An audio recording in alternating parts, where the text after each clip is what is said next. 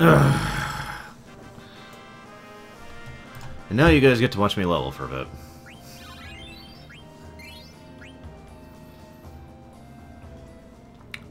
I was actually just thinking of other topics I could talk about, but most of those I want to save for later. I do want to talk about one thing, though, and this is probably as good a time as any to talk about it. That's the fact that I'm retarded. No, seriously. I am so stupid. You have no idea how stupid I am. There are people years from now who will be saying, "There lies our Gaia. He was stupid."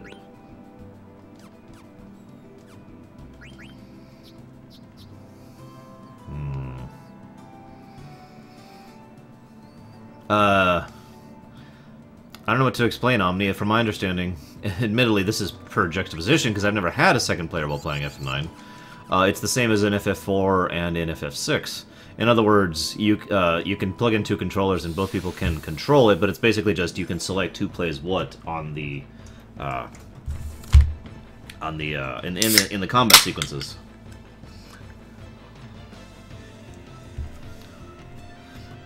I could be wrong about that, but I'm pretty sure it's the same as FF6 and FF7. Or FF4, excuse me.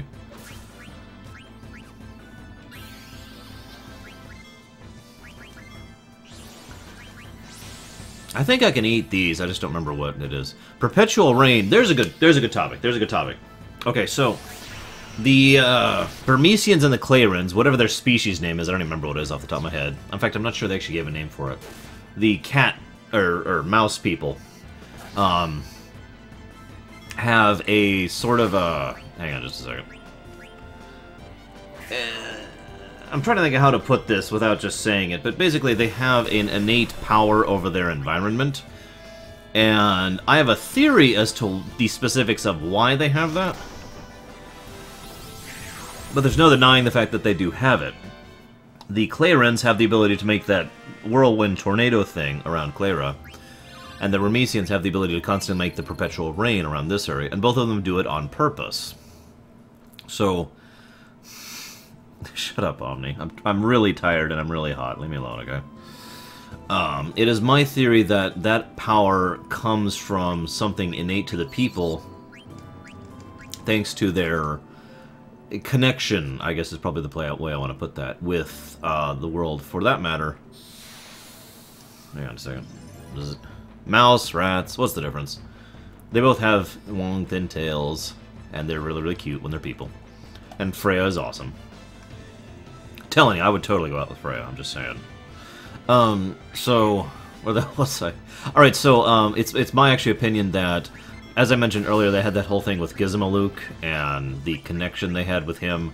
It's probable that these people have a greater sort of pseudo-mystical connection to their environment and the world, especially given the, shall we say, morphic nature of Gaia, because Gaia does have an extremely morphic nature, which isn't really touched on all that much. Not that it really needs to be. But it's one of the reasons why this planet was the one selected by Terra, and one of the reasons why they've been trying so hard to do their evil plan with it.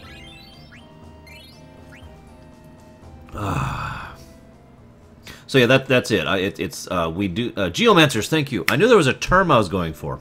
The theory is that a lot of these people are basically geomancers, not to the fullest extent like the Cetra were, which could fully terraform areas and and use the live stream to completely change the face of the planet, but more vague and more generalized sense. Again, to make the eternal rain, to make it so that this land is prosperous. It's also one of the reasons, and now see, this is kind of important though. It's one of the reasons why they refuse to leave the area. Because they have such a deep connection with their land, that's why they never went up above the mist like the other two nations did, who had no real affiliation with, this is our home. They didn't care. But the Burmesians did, and they stayed below because this was their land that they were well connected to. So that's the source of the rain and the whirlwind. Now, why did the whirlwind go away, we'll talk about later.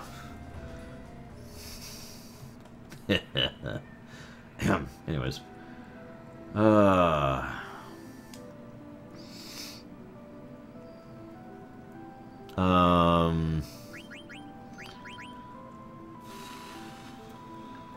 Hang on, I do have that equipped, right? I better. I do have level up, right? Yeah. What? Yeah, I do.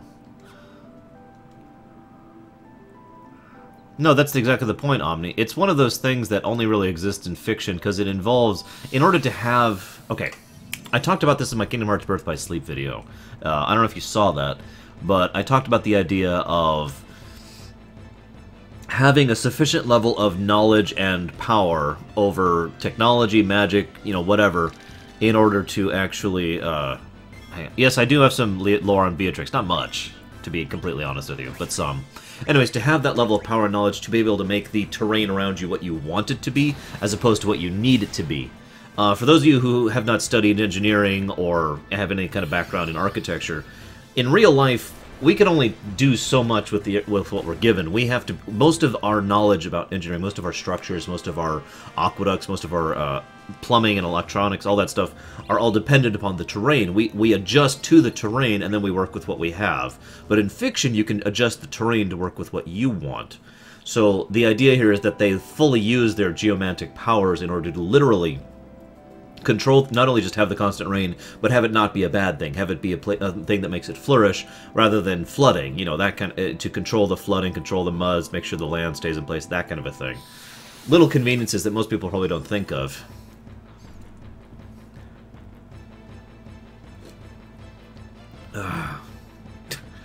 I'm sorry, Sledged. Yeah, let me get let me use my list powers to make constant rain. Whoa! There we go. Okay. Now you won't be bothered anymore. Let's see if that did it. Not really soulless, other than the idea that the, it's just the traditional thing again. Dragoons are a traditional thing of the old world, the world before technology really became a thing. And so, yeah.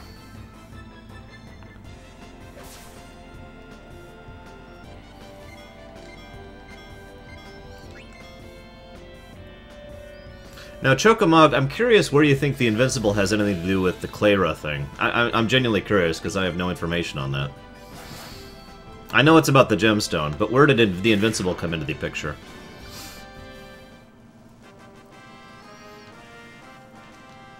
There's got to be something I missed there, which wouldn't surprise me. There's got to be some stuff I missed in these games. And I know Clara is controlled by the gemstone, sort of. Again, I'm just gonna leave it be. Although your statement and my statement are not opposed to each other. Except for the invincible part.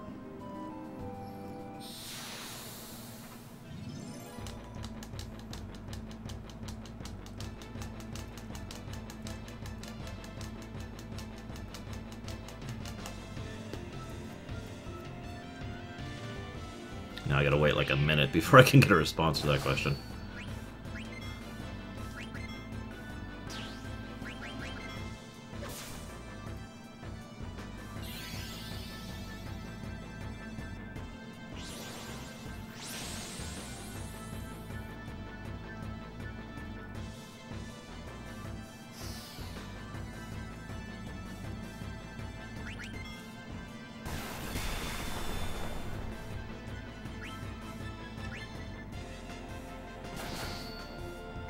I like how these dragon people things have hatchets, by the way. Something about that just amuses me. Oh, whatever. I don't care that much. I don't even remember what those things give, if they give anything. God, I haven't even leveled yet. Ugh. I don't mind combat in this game, so I don't really consider this a grind. I just get impatient when people are watching me. I talked about that earlier.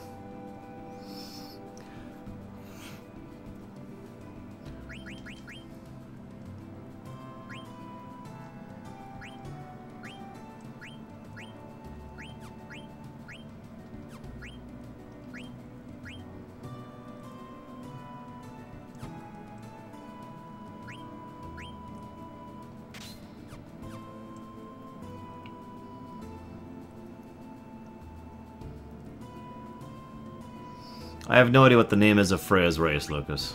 I'm not even sure they ever say it in the game, to be honest with you. screw it. Let's just do this and this. And this.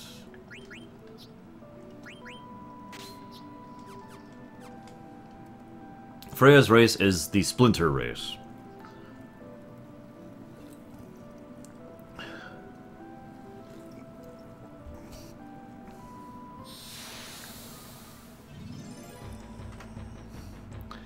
What can I say, Reaper? It's because I hate you. I'm kidding, I'm kidding. I need to relax or I'm just gonna kill my neck. I don't feel like having a sore neck again tonight. There we go. Okay, now we're a little more comfy.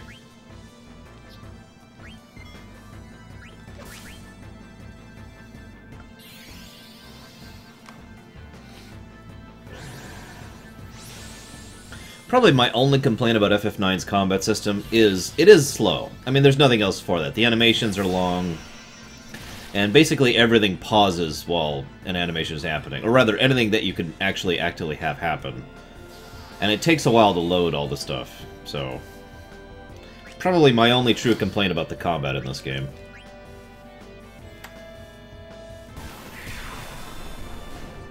And there's not a lot of things to speed that up. Like, for example, in FF7, when you get Slash All in the Northern Cave, or when you get Quad Attack or anything like that, you know, there's things you can do to speed up combat. You can do that in most of the FFs, hell, even FF8 has that.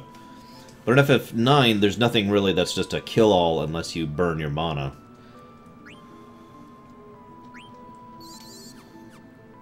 Burmesian is a nationality, to my understanding, since the Clayrun and the Burmesians are the same species, but they're called Clayruns and Burmesians, respectively. The long load times is basically just the way the game was actually built. It's not really a bad thing, but they really put all their effort into making the animations look as nice as possible, and this is something that Square has done up to this point, actually. Well, actually, that's not true, because this is true up to 12 as well. Each generation of games that they throw out, all three, they, hang on, counter. They really push the hardware of that given generation. FF3 was insanely over the top, just from a technical perspective for the NES. FF6 completely destroyed a lot of what the SNES could do. FF9, you know, does the same thing for the PlayStation. So the PlayStation genuinely has problems running FF9. So naturally, going back to doing this is one of the reasons why there's such long load times. It's one of the reasons there's actually a patch for the an emulated version on the PC that speeds up all of that stuff tremendously. Because, you know, with more modern technology, we can actually do that, and the PlayStation, well, can't basically.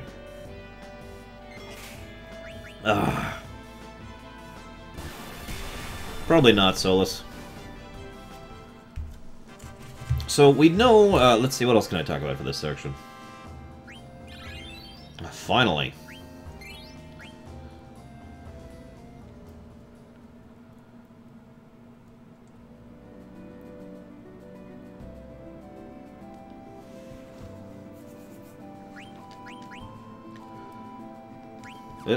Wrong thing.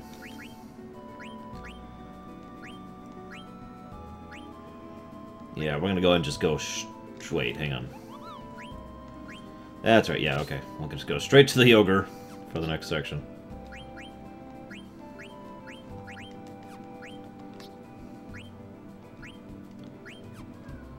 Ah, good, she has level up now. Wonderful. Let's get her undead killer, bird killer, and add status. No, they don't, Loki. We all know that. They don't give a damn.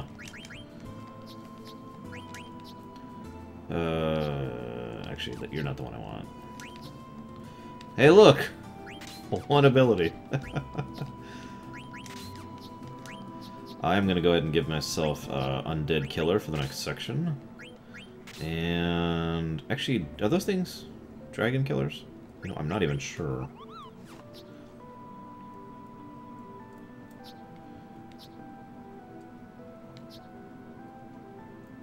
Well, I need Maneater, I know that. Let's go with Bird Killer, because I know there's some flying things in this area.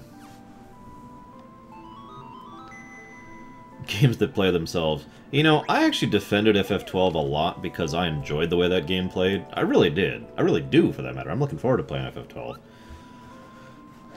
But they certainly seem to be... I felt like that was the line, basically. That was as far as I was willing to go for, you know, automated combat. And I feel like everything past that is a bit too much. Just my opinion. Isn't that a good thing, Omni? At least I would think it is.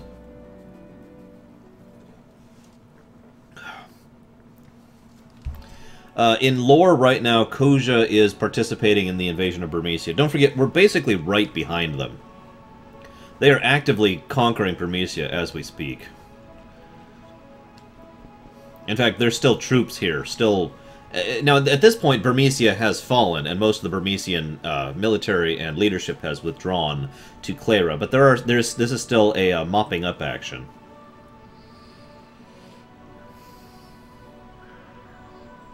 You can't jump. That does get irritating in some sections. Burmecia, Realm of Eternal Rain.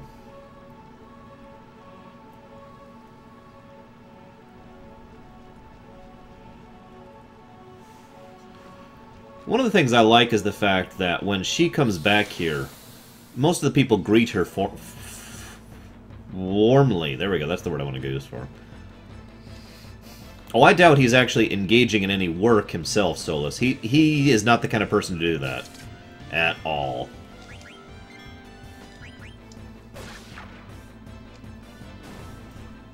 Yeah, with the Ogre, this area is going to be a lot easier than, like, everything up at this point. Now, don't mistake me. There's some intriguing parts to the FF13 thing, but you know the rule. No FF13. We'll talk about it when we get there. I got plenty to talk about when we get there. So, I love the backgrounds of this area. I know I've said that for every area so far, but this really gets across the idea of a place that has just been ruined. Just been conquered. Bodies are still lying in the streets, freshly fallen. Some of the people are still injured. Soldiers all over the place. This is our 70th encounter.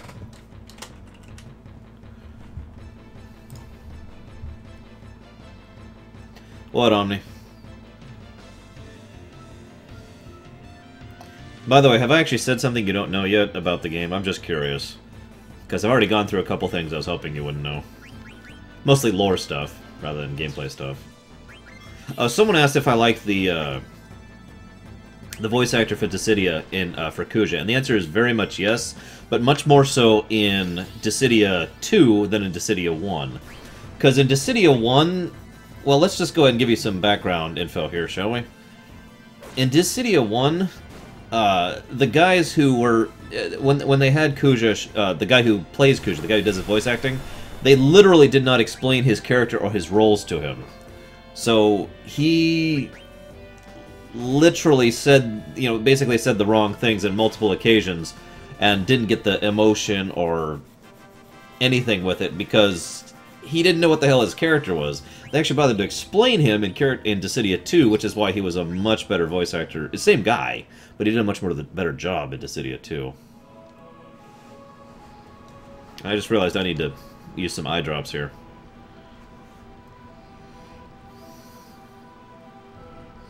So, speaking of Kuja, since we're kind of leading up to that, aren't we? Hang on.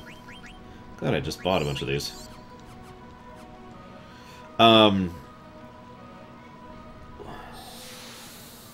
Damn it, Omni. Well, I got a few more things in the future. I'm telling you, I got to get one thing that you didn't know about this game. So Kuja. The very first thing I ever saw of Kuja was actually a poster of him. It's the one where he was. It's the CGI poster of him. It's actually from the CGI cutscene that's about to happen, where he's turned around and you can see him just kind of walking away, so you can't see his face. I was actually really excited about that. I was, like, super happy about that. And you know why? No offense, Fitzcott, but I was really happy that we were finally getting a major Final Fantasy female villain again. And I was really excited about the idea of a big, you know, a really cool female villain entering the series again. I'm not making that up. I swear I'm not making that up. Let's go ahead and switch back to that, actually, for now.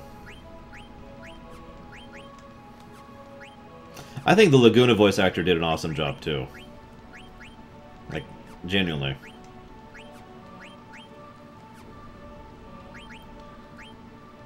Screw it.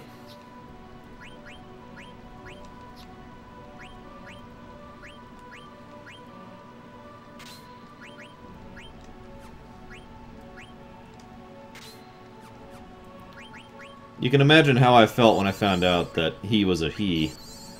And let's make this clear. You know, the whole dressing as a woman thing, there's reasons for that I didn't understand until later, and I'm not really against that. If you want to do that, go for it, I don't care. My big disappointment from learning that he was a he was I was really excited about the idea of having a female villain, and nope, it's a guy. Rips.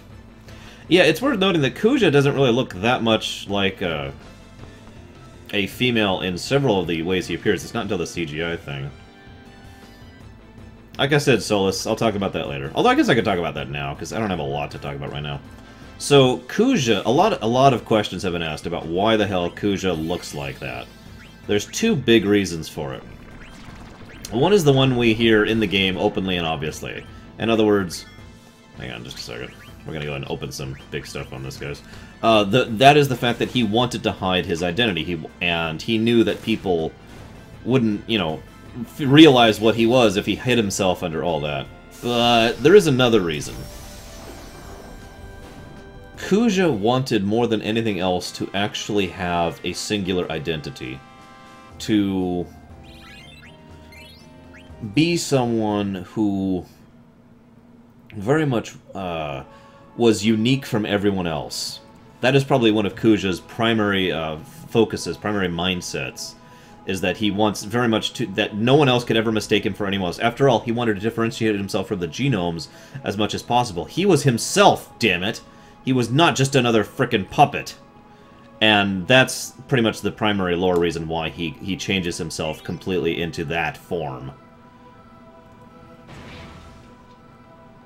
For anybody who is curious. He does have a degree of narcissism, but that's only related to how fabulous he looks in addition to how different he looks. So I guess that is related as well. Like I said, it's kind of complicated. Everything about this game is kind of complicated. Literally everything.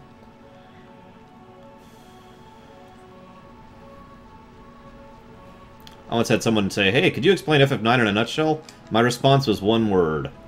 Complicated. Actually, I think I used the word convoluted, but whatever. So, one of the other things I want to point out about this area, this is kind of an important lore point, is the fact that all of this place is basically trashed. Yeah, I did, Omni. I saw everything you said about RuneScape. I don't have anything to say about it.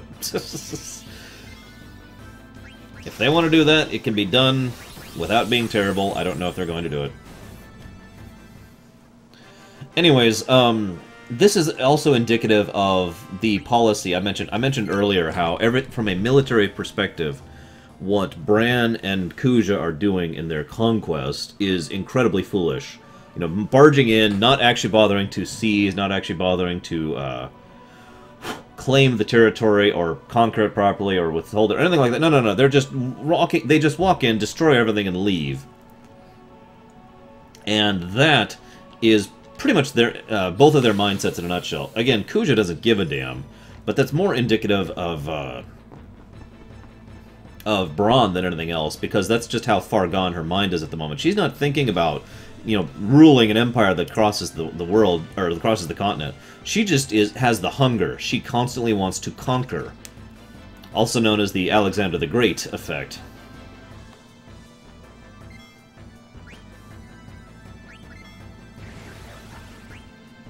You dick.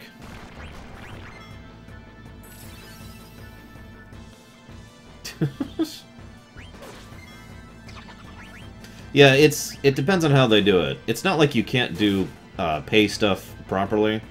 But pay to win, pay to wait, or free to wait, excuse me. Those are terrible. Yeah, I actually agree, Loki. It wouldn't surprise me if Kuja, if you took away all of his styling, looks exactly like Zidane. Or exactly like any other genome. Wouldn't surprise me at all. After all, why would he look different?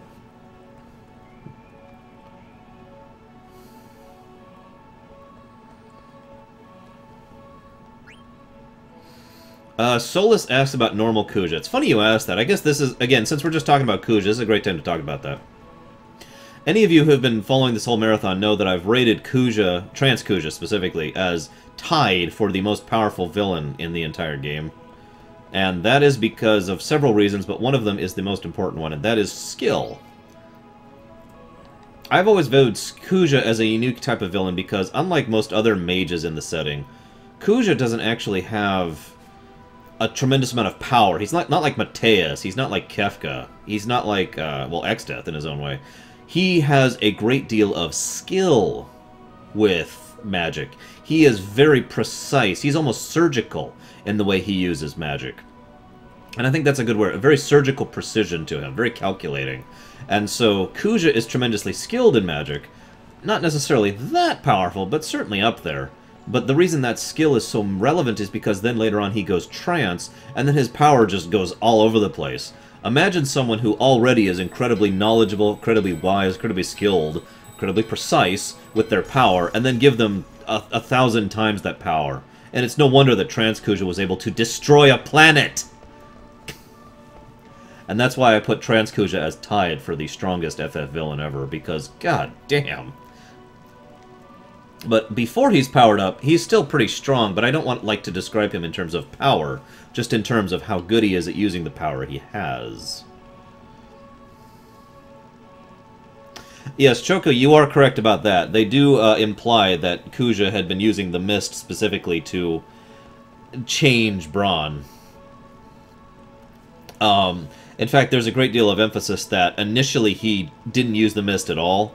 Like, and I do mean literally at all. It wasn't until much more recently to the game starting that he finally went ahead and augmented her, and she went from being someone who was inclined to being militaristic and conquering the other things to completely consumed with greed to the point where she literally could not function without constantly consuming. In fact, there's a lot of thought that one of the reasons she is so deformed right now is because that greed made her literally gluttonous, and let's just say if you eat a lot in a very short period of time, you will gain that much weight, and it will not be good. At all. So, I have this feeling that Bran, from basic health problems, would actually have died very recently to the events of this thing, even if we hadn't, you know, well, even if she didn't die otherwise. Let's see here. This way first, I think.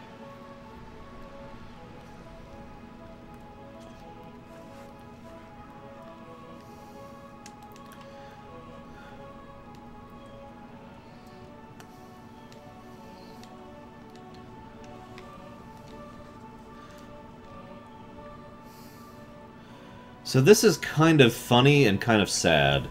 These two, Zidane saves, and unlike all the other people who flee to Clara, he tells them flee to Lindblum. Try to make it to Lindblum. And god, it just kind of cracks my heart because of an event that's about to happen. We'll talk about it when we get there. I don't want to spoil anything. Nobody spoil anything. But I like the fact that he tells them specifically to go to Lindblum, and as a result, not only do they survive, but we'll see them later. And yeah, I agree, Solus. There is very much a vibe of that here. Was there anything else here? I don't actually remember. Oh well, moving on.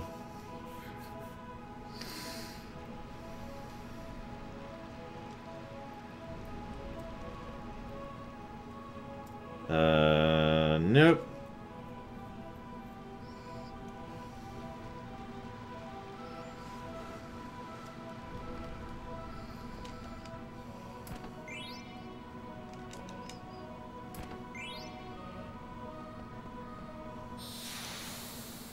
God, we got a ton of encounters. Of course, I guess we're almost to the end of Disc 1, So I guess that's not a ton, per se. So I'm a little worried about the Beatrix fight, to be honest with you. You don't really have to beat her in any real sense of the word any of the times you fight her. But you do have to endure and get her HP down a certain amount.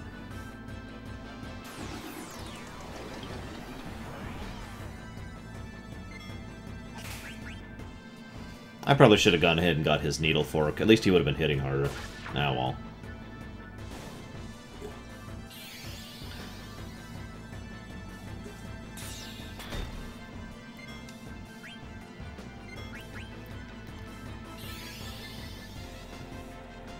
Polyphone? Really? Oh my god.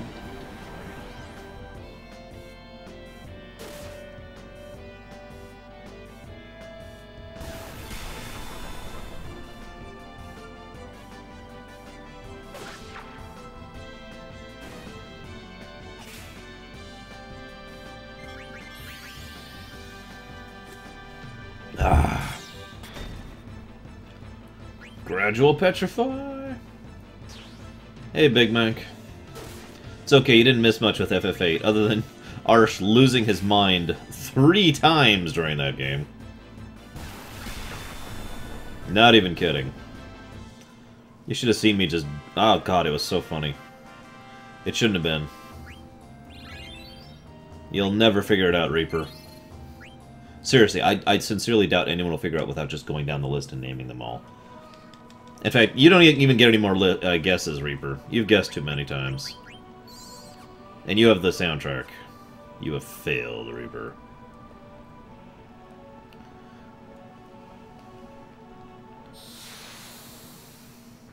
That wouldn't... You know, in all honesty, and I hate to say this, but I actually think Kuja should have been female. That's just my opinion. Again, nothing against transgender, nothing against cross-stitching. That's not the thing. I just think that Kuja, given how strong of a character he is, and how forceful his personality is, and how well characterized he is, and keep in mind, Kuja is one of my favorite FF villains. I think if he'd been a female, it would have been awesome to have such an awesome female villain in the roster, you know? Just my take on it.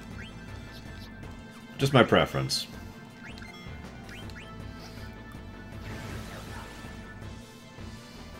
Nope, Loki. And no, Solus.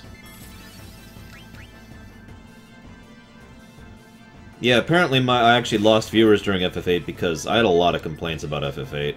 Several messages telling me about how much they thought the whole sequence sucked and they wish I just skipped it and a few other things like that. Yeah, it wasn't pleasant. I always hate it when my viewers tell me to my face that they don't enjoy watching my stuff. Because it means I failed, you know?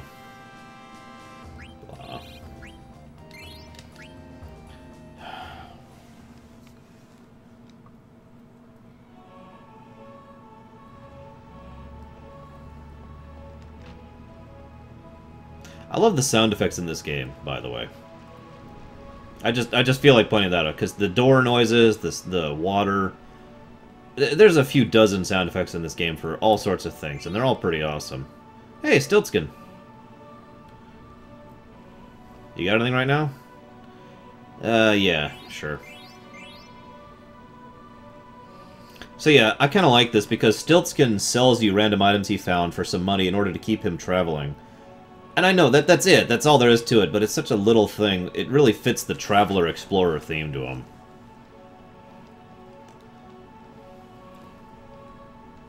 Poor Stiltskin. Whoops, whoops. Oh, no, it's over here. I'm right. Gotta save the hot dogs, man. Gotta save the hot dogs.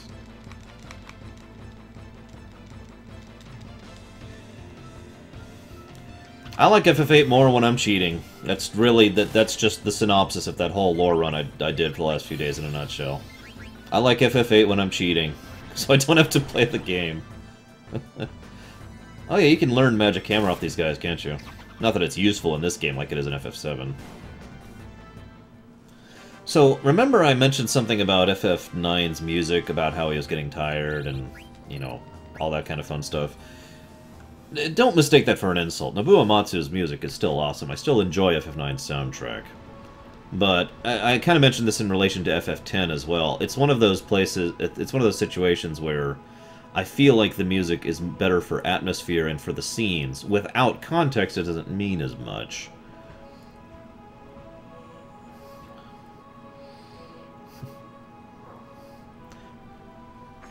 So, a lot of the songs in FF8 don't really jibe for me to just listen on their own, but I really like them in the context of the area. This is a good example. This song, if you listen to it completely by itself, without context, and I've done that because I did a review of FF9 before I played the game, is a little bit repetitive and a little bit lacking in some some emphasis, because it's just kind of... No, I'm not. I haven't banned anyone, Fitzcott. I got nothing, man. Wait, I think you're still in the game, in the chat. Anyways, but once you actually know everything that's going on with the situation, once you're actually here and seeing the ruins and seeing the Eternal Rain, suddenly this song is perfect. You know what I mean? That's just my take on it, admittedly. I do love a lot of the songs from this. Don't fling hate at me, but yeah. Alright, hang on. Gotta do a couple things real quick, like. We're going to go ahead and put the Ogre on him, just for the next boss battle that's coming up here. We'll do that for now. I can switch back in a minute.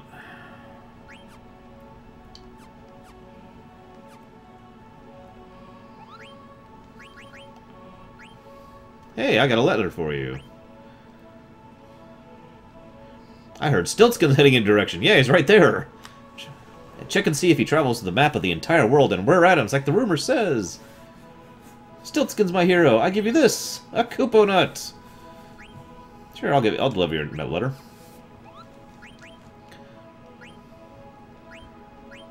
Hey, there's that needle fork. Sure, I got some money right now. I always try to go out of my way to buy at least one of everything, just for learning stuff, if nothing else.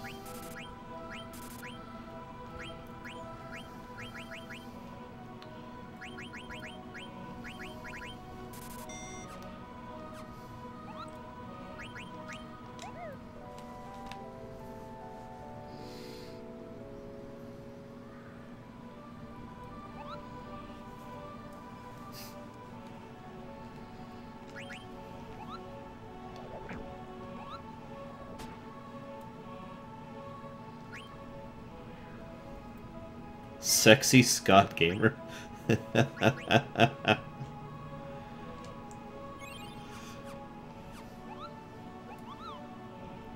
Oh, like I said, don't mistake me. There are quite a few songs that do work on their own. It's just I think most of them work well in context. Speaking of which, let's go to the Imperial Palace here, which is still smoking from the damage. And again, gets across the idea of just how close behind the main invasion force we really are.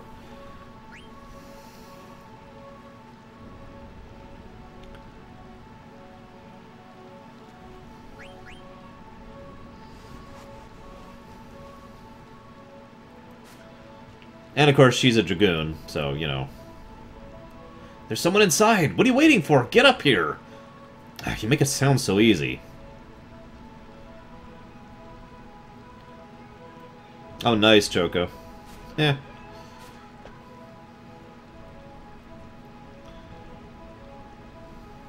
Plonk! Yeah, you go eat all the food, Kiena. I'll be with you in a minute. I do like how Zidane actually has some jumping abilities, which is kind of significant for reasons I'll go into later. But, you know. Okay, so that's Queen Braun, who is here herself. And that's General Beatrix. We've already seen her. General Beatrix has a little bit of backstory. But, oh god, I hate that song, Solus. Blom, blom, blom, blom, blom, blom, blom, blom, blom, blom. Anyways, we know very little about General Beatrix's backstory. We know she has been a soldier for basically all her life, a full-on career soldier. We know that her being a soldier is what inspired Steiner, Adalbert Steiner, to go ahead and join the military. So she's been in it longer than he has. We also know that she basically has not really had a childhood per se. She actually... how do I put this? We don't know the specifics, but it's very likely, given the proximity of the most recent war, that she is actually an orphan of the most previous war, of the 9th war that happened between the three nations. And one of the reasons she's pushed herself so hard and trained so hard to become the soldier is because of the fact that she experienced war firsthand when she was just a young girl. Now that's theory, by the way. The whole orphan thing is theory, but given the time frames, it matches up very well, and it'll also explain a lot of her mindset. It would also explain her devotion to her kingdom, and indeed one of the reasons why she is so loyal, even well after all these things. Oh, by the way, how did she lose her eye? Actually, she didn't lose her eye. That's actually just purely a Zaraki kind of thing, if you know what that is. It's from, you know what, she's basically artificially limiting herself in order to make it so that other people are more challenging. By the way, reference to Final Fantasy VI, Beatrix is very, very much designed to be a character similar to General Leo. In fact, she even uses several of his attacks. His and Cloud's both, actually.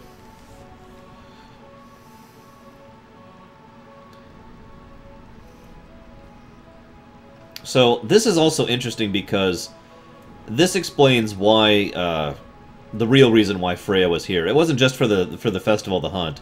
She was coming back into this area because she had heard rumors that Alexandria was gearing up for war. And remember, Kuja had been manipulating Braun for quite some time before he actually started flooding the greed mist into her. So it's very likely that she had been quietly building up her war force for some time. And that's something that takes a huge period of time, and you can't do that quietly. Troops, material, supplies, food, resources, supply lines, all that stuff takes a huge amount of time and preparation to do. So it makes a lot of sense that Freya would have been able to hear about that and return here to try and deal with the situation.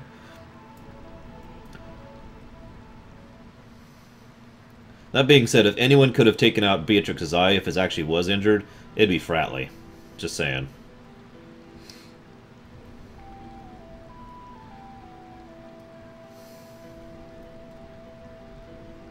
Right now, Burmecia is at peace, but while the other nations are slowly but surely gaining power. That's another thing that we do know for Absolution, and that's the fact that in the last war, Burmecia was winning.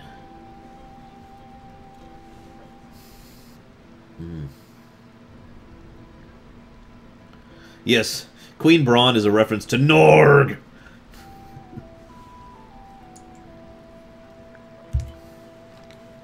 Now, here's kind of the horrible thing. Fratley leaves, and he never actually... God damn it. He never actually recovers his memory, ever. I mean, I hate to spoil that, but yeah.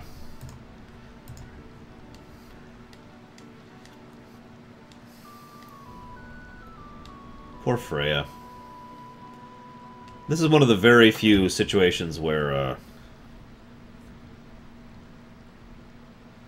how do I put this? This is one of those very few situations where a character has been solidly in love before the... A main character, excuse me, a playable character, has been in love sometime before the game actually started. I think Cecil is one of the only other examples of that.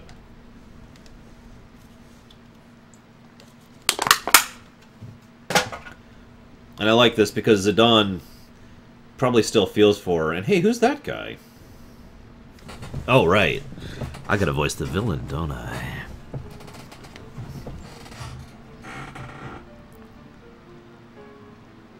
I find this rain quite pleasant.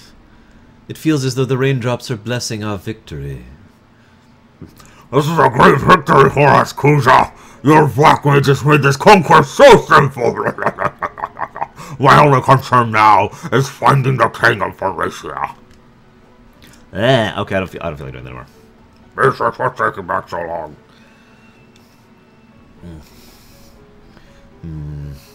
You're wasting your time. Rats often look for new homes when they sense an earthquake. They probably moved to the sandy treehouse by now. So you see, it's too late. The king has already turned tail and fled. Sandy treehouse? Surely you don't mean Clara? It'll be quite difficult if they escape to Clara.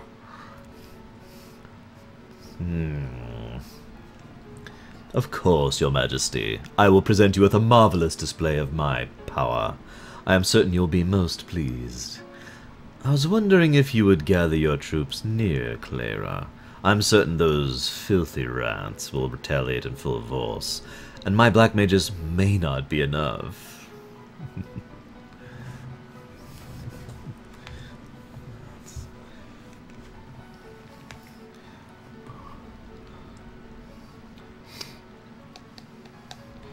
By the way, let's go ahead and add a little bit of lore here. The reason Clara has been in isolation is because of the non-stop wars that have happened for the last 5 centuries.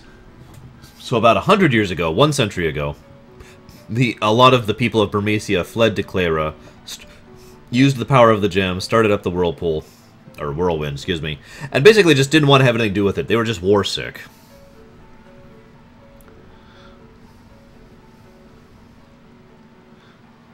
Yeah, we already know all this.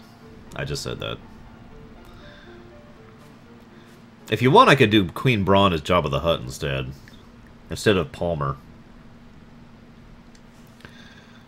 Burmecia will never fall. You wish to fight me, Beatrix of Alexandria? Beatrix, I commend your courage, but I will show you no mercy. Ah! Get out of here, you moron.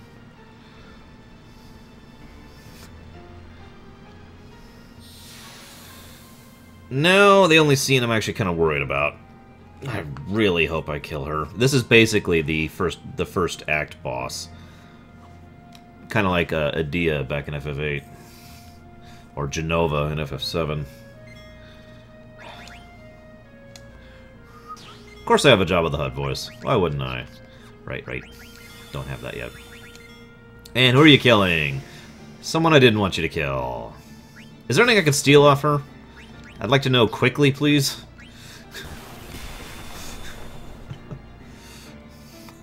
If anybody could look that up, that'd be great.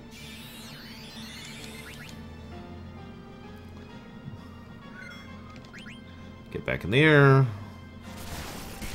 Thunder Slash! We'll be talking about that more later. Screw it. We'll just try to steal.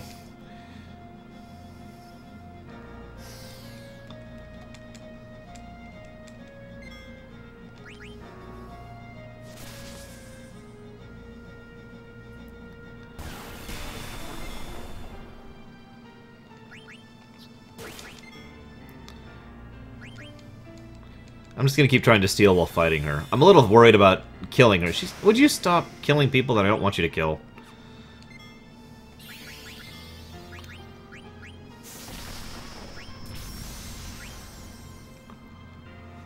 It's because she one-shots you, and actually, her using shock is probably the best possible thing. Because she could use a lot of other abilities that would just destroy me. All she's doing now is killing one person at a time. That's not a huge issue. Perfect. Kinda.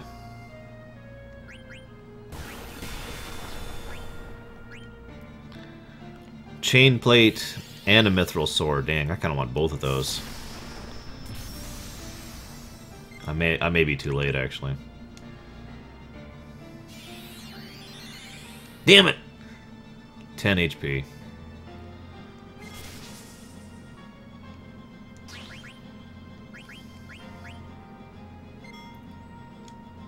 Alright, here, I'll eat her just for you guys. No, Junix, I did too originally. Don't kill someone I care about! Okay, that's okay, that's okay. That's an acceptable one. Yes, Loki. Damn it, stop giving away the stuff I'm going to talk about during this run. No, I don't have Mighty Guard. I don't even remember where you get Mighty Guard in this one, to be honest with you.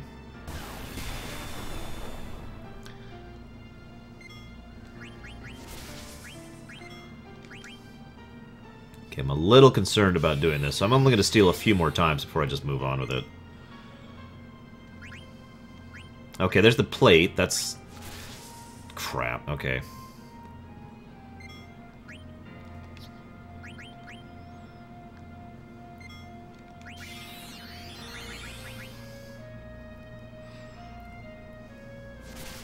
Okay, I can live with that. Kind of literally.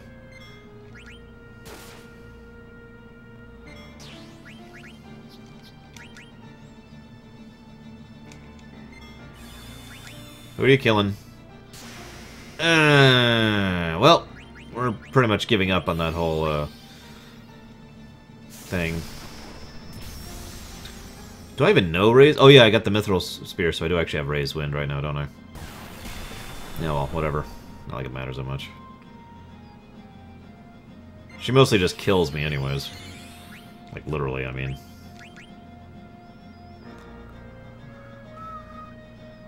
Oh, I think we're good.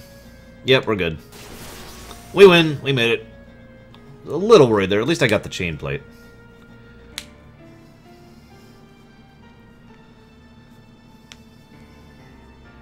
Didn't get the sword, which is unfortunate because I could really use it for the next section, but whatever. Somebody do me a favor and look up the Waltz number 3, part 2 list, if you would, please.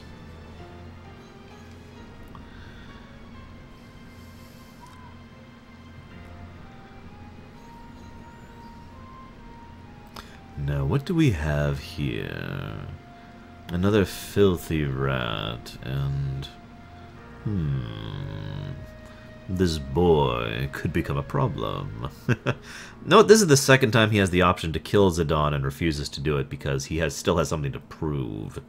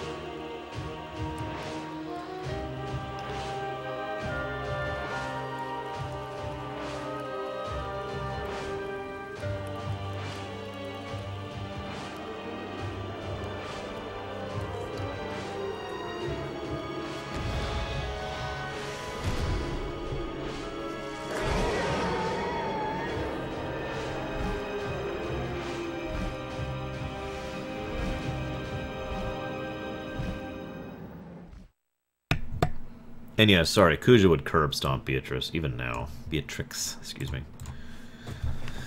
Telling you, Fitzcott. If only Kuja was a she. Don't even have to change the name. Alright, so I really want the Lightning Staff and the Flame Staff. Which... I really wanted to show off a fun thing with this. Whatever, Disc 2... Whoop, not Disc 3. Disc 2. There we go.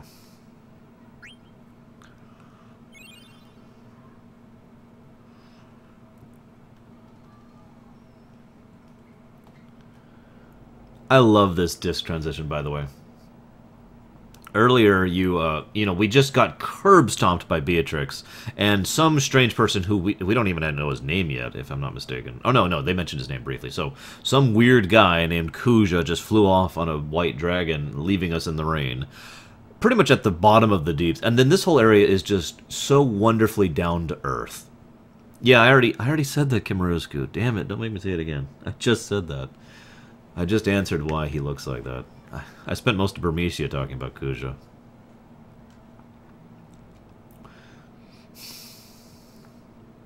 Why would someone start a war?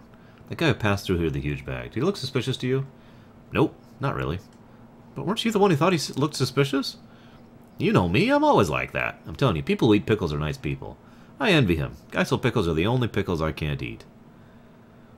You're really confusing, you know that? I know. Why do you think I ended up here? This whole section is just so wonderfully down to earth, and it's such a break and a breather from everything that's been going on. We've been fighting a war, finding this entire nation is destroyed, dozens of people are dead. You know, just this horrible, tragic, terrible thing, and then we go over here, and it's just such a mood shift. But it's a deliberate one, especially given what's going to come up. Yeah, you can find those staves later, but I'd much rather have them as early as possible. If I don't get them, it's not a huge loss.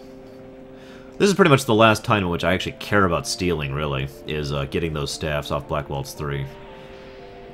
At least in my normal playthroughs. Oh no, Yeah, the boy line was actually... that's a good point. The boy line was actually directed at Vivi, not Zidane. He was deliberately not acknowledging Zidane. After all, Zidane is beneath his notice.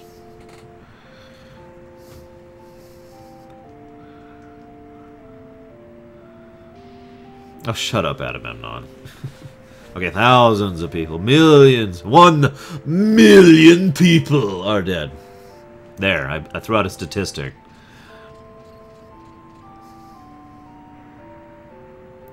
Yes, I do, Loki, especially given the fact that 9 was very much a financial success. That being said, it's one of the FFs that a lot of people tend to forget about, and I'm not really sure why.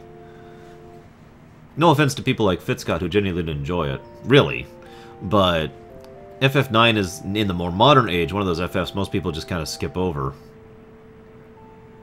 Yeah, I want to buy something here, and I don't remember what.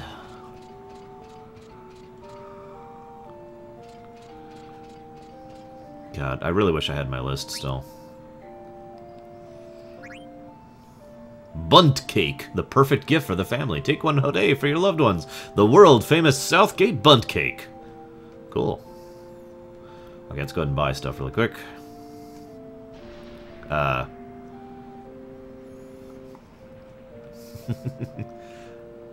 No, no. Where's the frickin' vendor? Oh, there you are. Okay, so. Is this what I want? Yes, that's what I want. That'll actually make her hit decently hard, along with something else, and I don't remember what it is.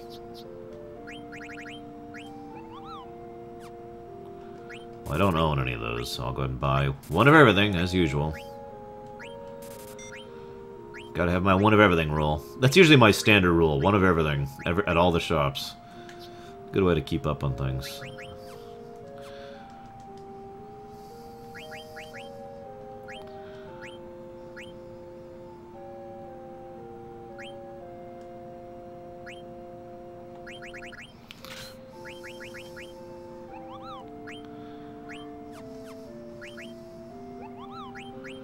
I swear there's something that goes with that.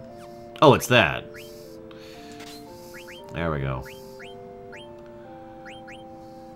I think? Maybe it isn't. Whatever.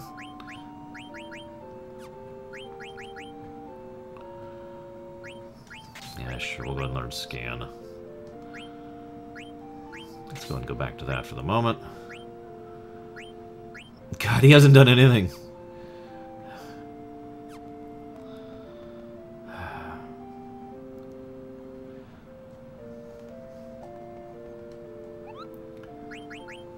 Hey, I got a letter for you. From Grimo. I feel so sad whenever I see Mary, that part-time worker. Have you ever fallen in love? I've never fallen in love. Kupo. If watching someone else in love is so difficult, I wonder how difficult it is to be in love myself.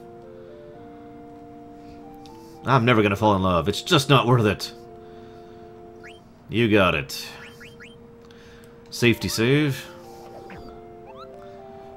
Not really, Big Mac. I'm one of those weird people who doesn't mind repetition, especially, you know, using ideas from previous games and things, because A, there's nothing new under the sun, and I believe that firmly, and B, I don't care what you do so much as how you do it. In other words, I think FF9 uses the concepts and ideas from previous games that it does well. Just my opinion, of course, as far as the story and the characterization and whatnot. I feel like some people, and again, I'm not talking about you, Fitzcup, but I know some people who have gone way too much into the strawman argument of saying that FF9 is... There's nothing original about FF9 at all, because everything it does can be pinpointed to something else. But I always find that to be a ludicrous argument, because you could say that about everything ever. There is nothing new under the sun.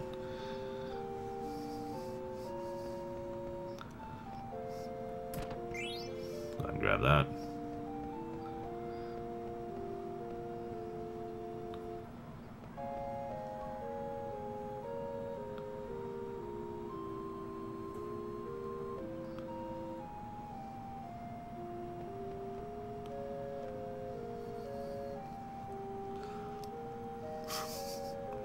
Would you shush?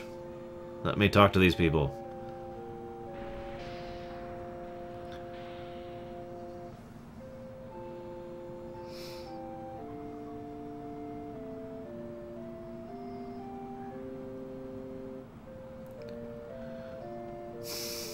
Yeah, I did, Fitzcott. Again, I know you're not like those people. That's why I had to make that differentiation.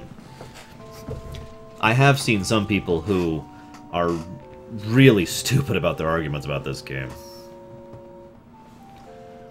But in my opinion, they use good use of what they do have. That's just my opinion, of course.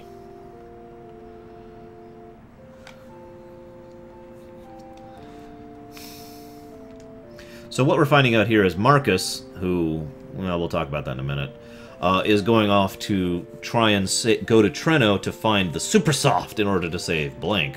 Because soft isn't good enough. The Super Soft will do it. Right, guys?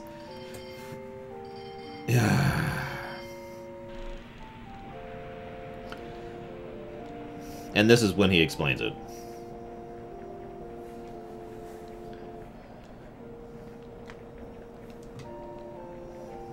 I like how Marcus's first question is, where's Vice? And her response is, I don't care about him, whatever. And then he's like, fine. He has a Bavarian accent. That's actually really funny, Loki.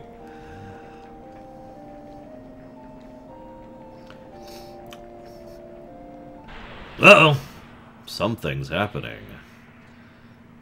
But what is it? In case you're wondering, what literally happened is we hit something. And by hit something, I mean we hit that.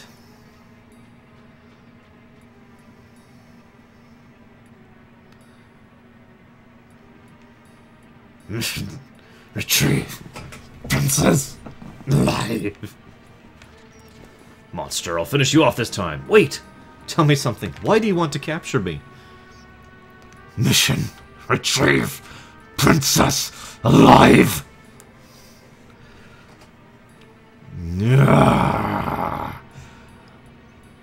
Eliminate all.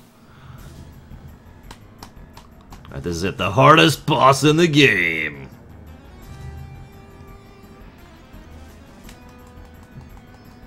I love the design on him, by the way. His wings are actually messed up and everything.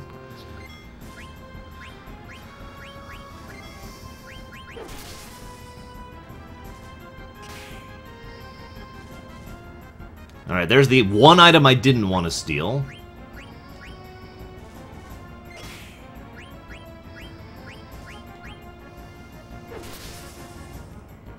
Alright, Ronnie's dead. We're good, guys.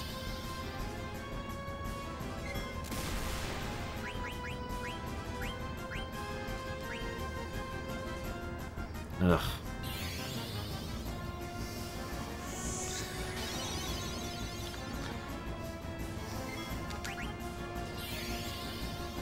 I like FF9's boss theme, yeah.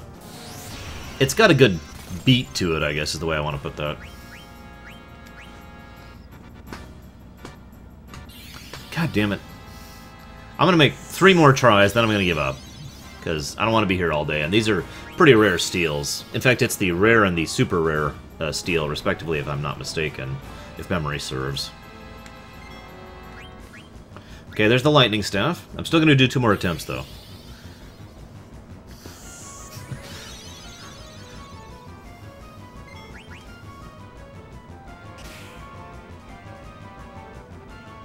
One more attempt.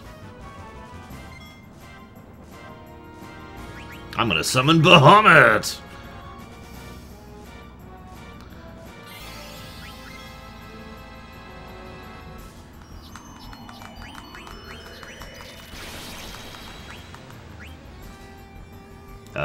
Right. Do I have anything that can fix that? I'm not sure I do. Let's try a remedy. They were made the same in the same general style. Yeah, that didn't do anything. They were made in the same general style, but the idea was to make them with much, much stronger magic. And he's dead. Oh well, I got the lightning stuff. Alright, hardest boss in the game, guys.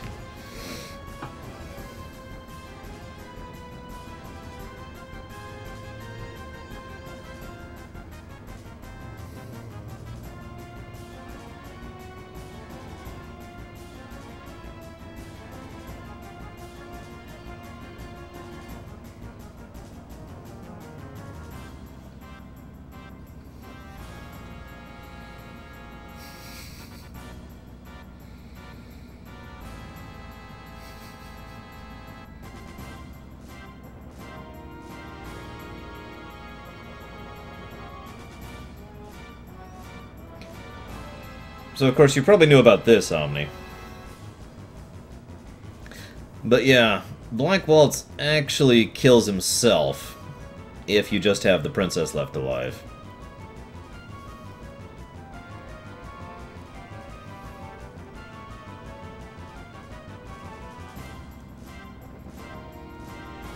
Yeah, he literally kills himself.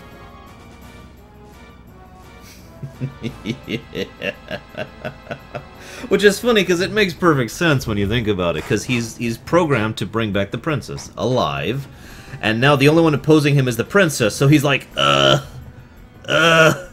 he just starts breaking down right in front of you. Another one of those amusing implements of gameplay and story integration. Damn it! I really was hoping for something that Omni didn't know with this one. Whatever. At least I got a lot of people in chat who didn't know this. Let's go ahead and get a few more attempts in at stealing, shall we? Why not?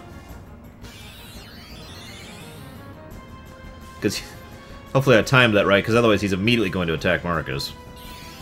Yeah, I didn't time it right. Whatever. Sorry, Marcus. Back down you go. Oh, I'm at full health and everything. Whatever, let's go ahead and speed this up.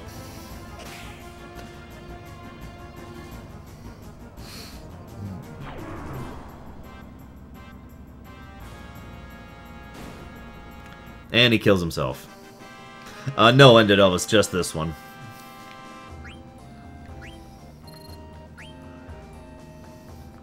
So yeah, that was literally his AI just breaking.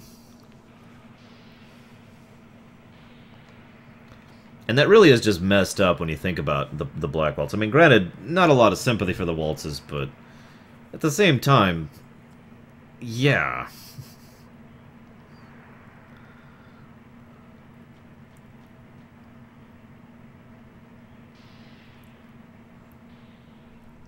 It's funny because in that scene, Steiner is accused of being ignorant or willfully ignorant.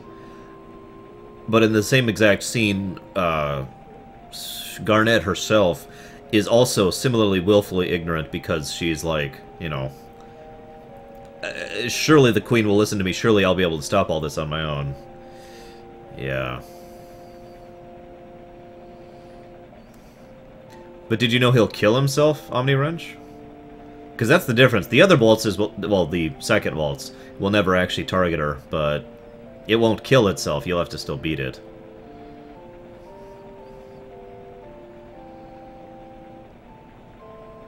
She's always wanted to see the marvelous architecture of Treno. By the way, I'm glad you're enjoying, Fitzgut. Hell, I'm enjoying. I really needed this after FF8.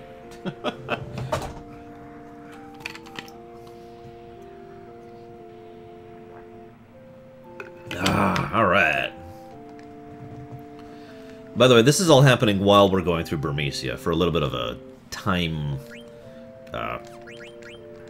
whatever. Time word. Yes! Yes! I had a piece of knowledge that Omni didn't. Thank God, the pressure's off.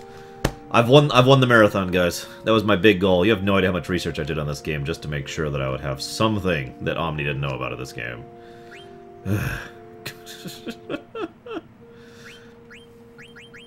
Now, I got more stuff. I got tons of stuff. I researched the whole game front to back, but, you know, at least I got one, so that's over with. I no longer have to worry about it.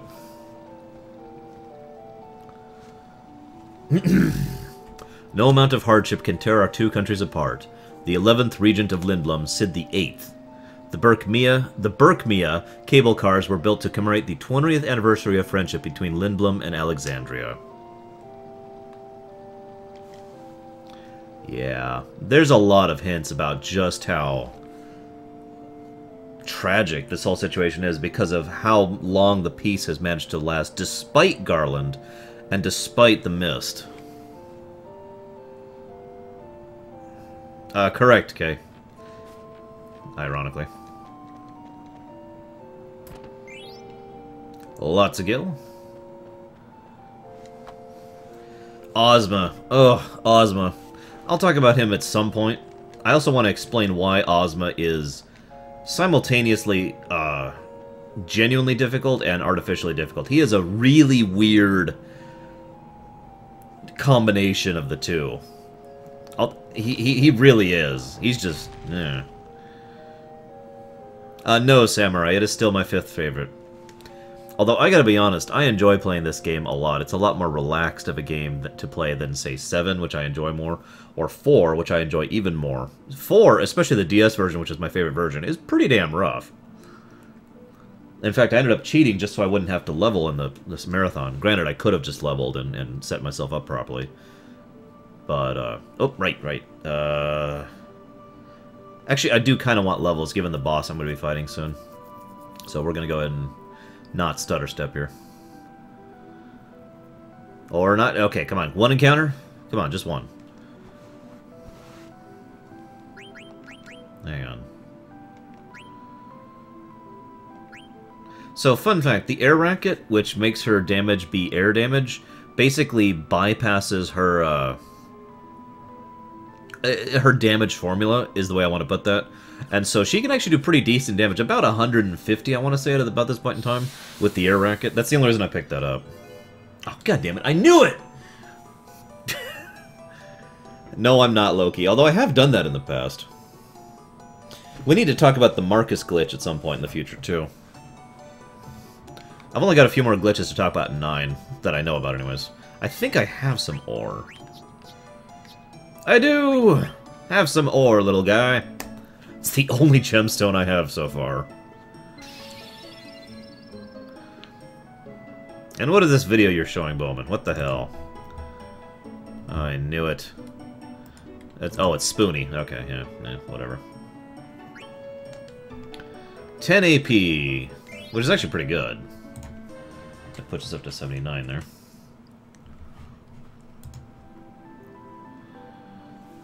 Okay, so I kind of want at least a level, so...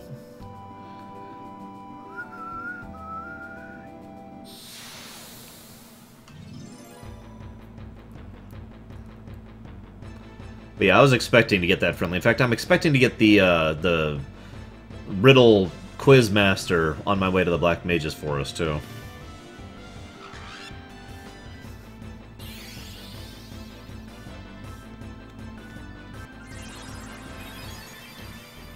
Why'd you stop?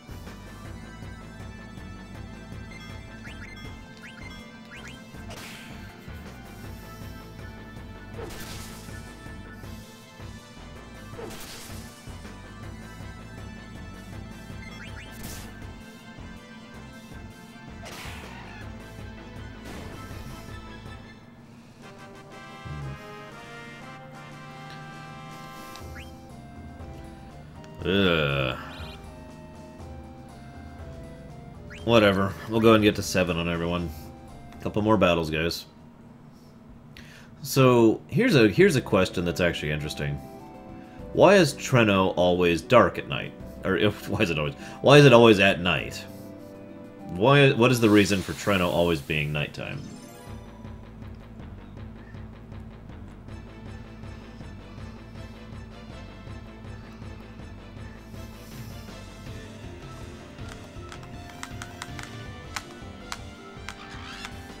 Notice the enemies around here are actually weaker than the enemies we've been fighting on the other side, because, of course, the developers knew we'd be at level 6 when we went through here, or 5, or whatever. And so they planned accordingly. And again, that's just them showing how much they thought through a lot of the events of this game, which is just why I want to point that out. Speaking of which, I actually need to unequip Marcus soon. In fact, actually, it's a really good question. Or point, I mean. Actually, I kind of want Marcus to level, don't I? Damn it. Alright, fine. We'll go ahead and level Marcus. Fine.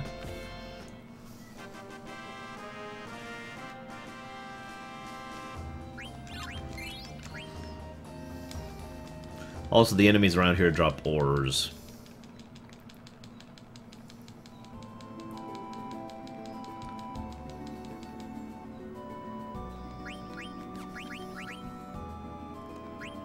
Ah, finally. Let's get a decent weapon on you.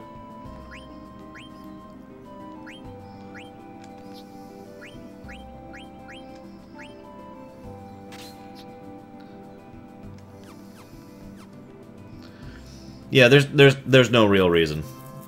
There's no lore reason why it's always dark here. It's just a thing. By the way, look, airships. I was actually hoping to show off at least some of those. There's actually quite a few airships that just roam the overworld map in the area. Again, another one of those things that's just there to flesh out the setting a bit more.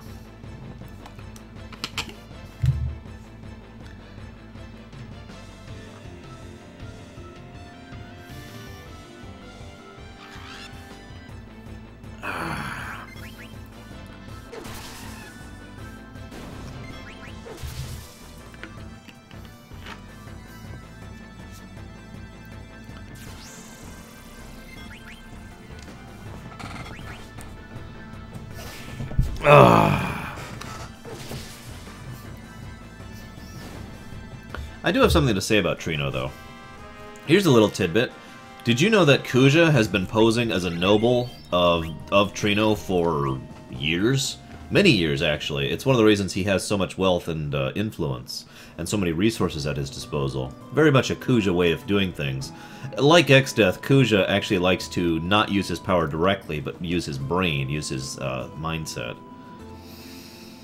But there is another interesting thing about the whole him being a noble of Trino, and that's the fact that, well, he actually is a noble. He married into the King family line, or Knight family line, I forget which, but you know, one of the chess families, in order to actually become a noble of Trino.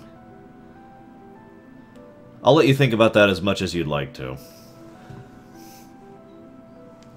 It is very in keeping with his character, though. We get a little bit of a hint that whoever he married in as isn't around anymore. I'll let you think about that as much as you want to.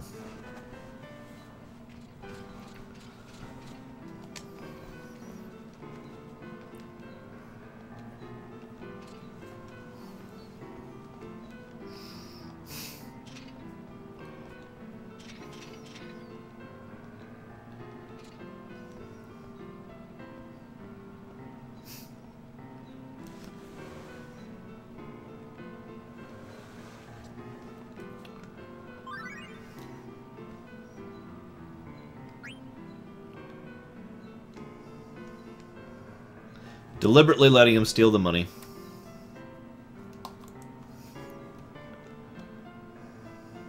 In case anyone's wondering.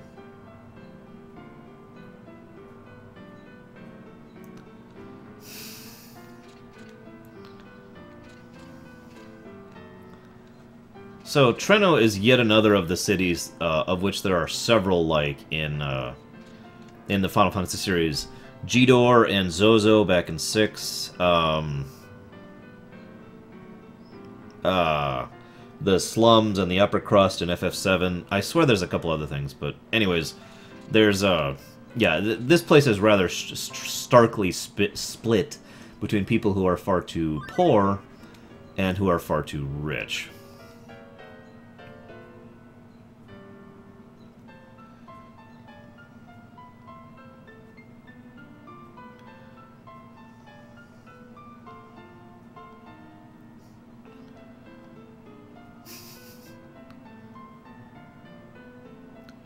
I love this. She approaches someone who looks decent, and he says, "Huh? My wife? She died 3 years ago." "No, I'm doing fine, but thanks for asking. I may be old, but I'm still healthy." Wow. There's no lore reason for why it's always dark. It's just a stylistic approach. Actually, I do want to go down here right now, don't I? But yeah, this place is basically Jidor and Zozo in one. Which is funny when you think about it. 1 gil. Worth it.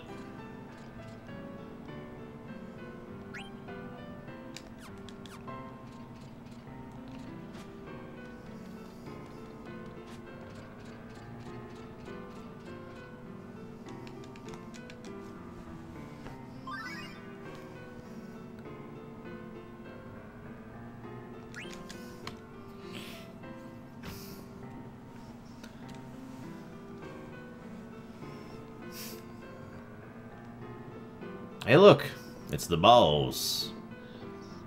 You're late. No excuses. You ready to go? Yeah, it's in a noble's mansion. You go by boat and break it in tonight.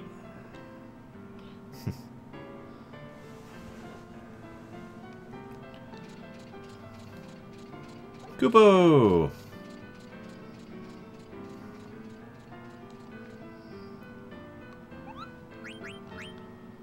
There's a letter from Stiltskin. There's trouble in this rainy city. The guys I saw were heading towards the Voob Desert, west of Burmecia. They'll only find sandstorms. What could they possibly want? I think I'll follow them and see.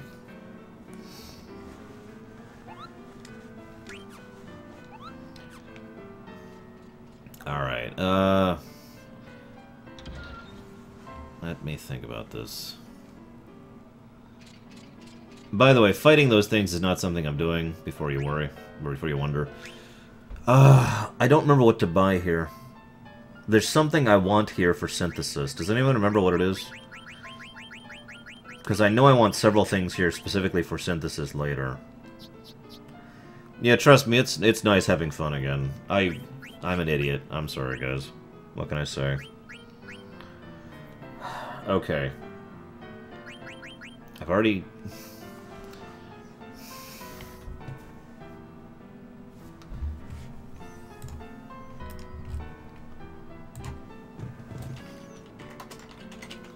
I know there's something here I want. I just don't remember what it is.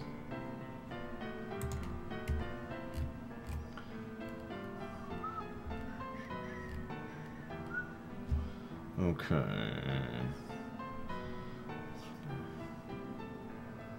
Okay, so I do want... Well, I kind of already have that, don't I? Because I already have a Mithril Dagger and I already have a Mage Masher, so I've already got that. I've already got the Ogre. I already did the 2 Mage Masher thing, Pluto. I already got the Ogre. I got that back in Limblum.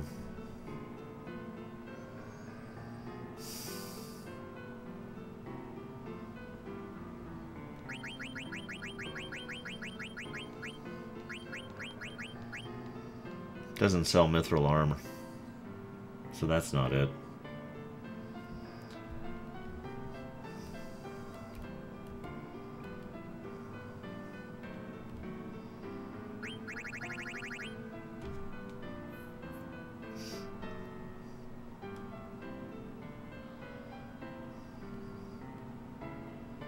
I mean, I guess it doesn't matter too much. I just distinctly remember coming here and getting it just because, you know, it's really useful at this point in the game. Well, it can't be that, because I don't have that. Whatever, I guess. Whatever.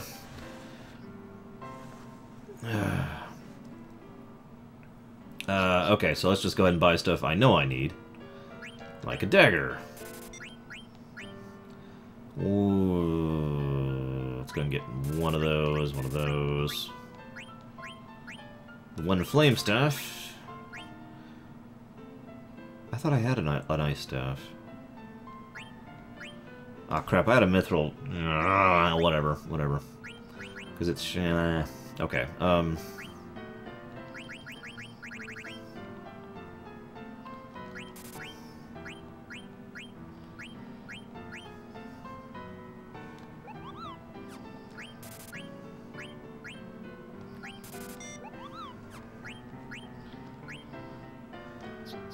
I don't remember Reaper, that's the problem. I genuinely don't remember. I just remember that whenever I come to this point in time, I'm almost always like, aha, I need to buy blah and blah, because it's very important for whatever I need. Whatever that thing is. Strange and mysterious, though it may be. Whatever, let's get out of here. Although I do need to remember what gives me ability up, because I'm going to need that pretty soon. Wait a minute.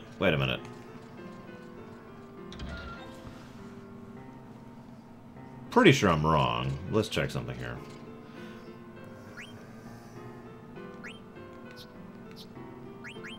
Yeah, okay. Thought so. We'll deal with that later. Alright, let's get on with it. Sorry about that, guys. Now we need to go get an accessory. If I can remember how to get over there.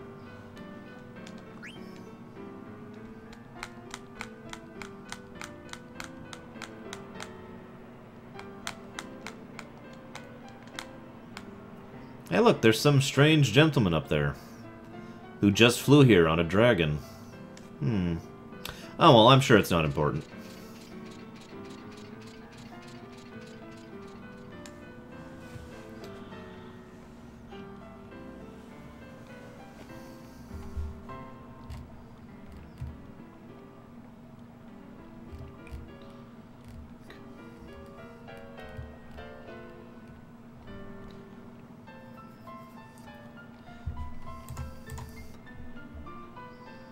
Yep, a Katusha is the ability up thing. Which I need a rubber helm for, which I think I already have. Hang on just a second. I don't want to miss anything out on this one.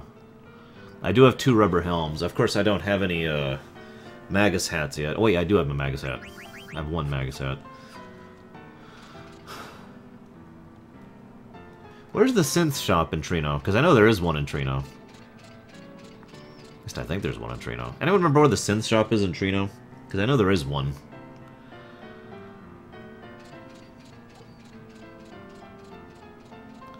No, it is. You can get the Kashuna any time after Disc 1. I know that. And I'm pretty sure that is exactly what I was just thinking of. And why I always try to get something in this part of the game. Because they sell Magus hats here. I've already got several rubber helms. Let's go ahead and let's just buy 2 of those right now. Left down, thank you.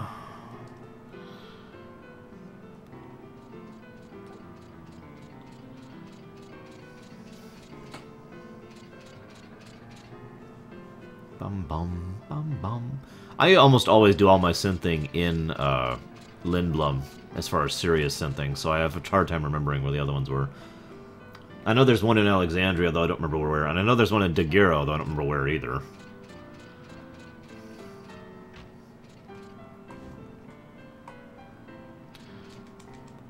Have you seen a beautiful young princess, girl around here? No, I didn't see any cute girl with long hair. What did you say? Nothing! I didn't say nothing. I never stole any money from her. Forgive me! And there's the power belt, which is why I went ahead and let him steal the money, in case you're wondering.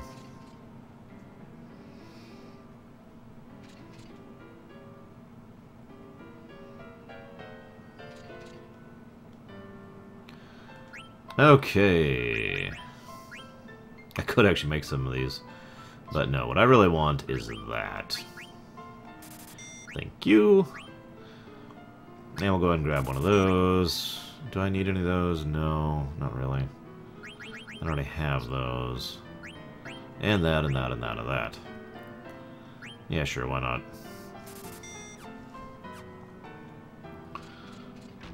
Alright.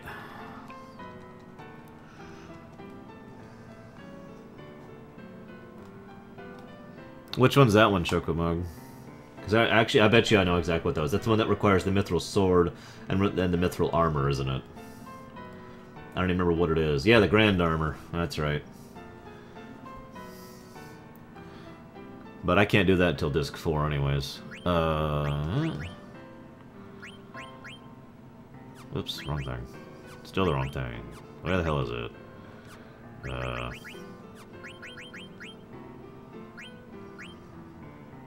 Hey look, there's MP attack. And counter. Yeah, I do like the ability system. It's certainly an interesting take on it. Like I said, FF9's kind of in between. It's kind of like FF6 in its approach. Characters are still limited to what they can do overall. But, excuse me, ma'am. But they have, but they still have a degree of customization ability to them rather than just, you know, nothing.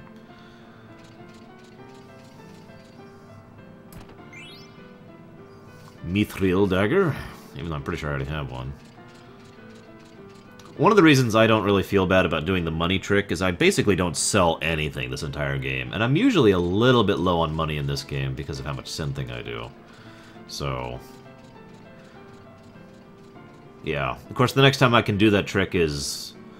like, way from now. I don't even remember when. Lady Stelazio, who wants all of the coins. Actually... no, I didn't get it, did I? Did I get a coin already? Nope.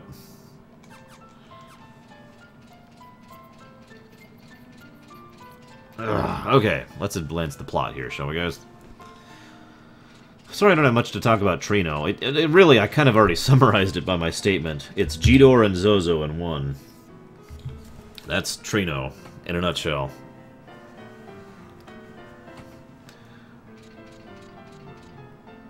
I could go over there, but I don't care. I could go over there, but I don't care, so...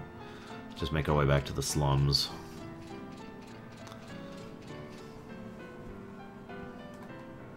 I remember when I was doing my speedrun of this game to get the Excalibur 2, during my test runs, figuring out money was one of the biggest difficulties for me.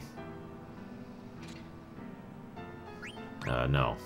I don't need to... I'm here about the princess and stealing stuff. Yes. You... oh, hey, by the way, that's a picture of some guy who... hey, check it out. He stole a bunch of money from some noble's mansion. No, I didn't. Excuse me.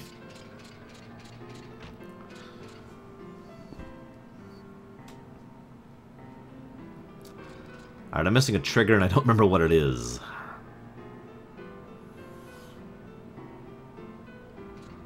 I really don't.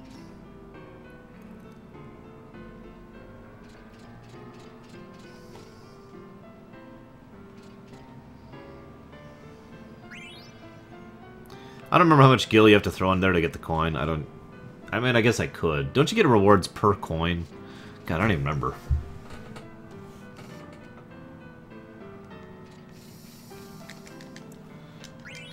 Yes, I've played Radiant Historia, excuse me. Good game. I recommend it. Not for everyone, though. I wish the time travel aspect of it was a little bit better fleshed out, but they did a good job with it, though.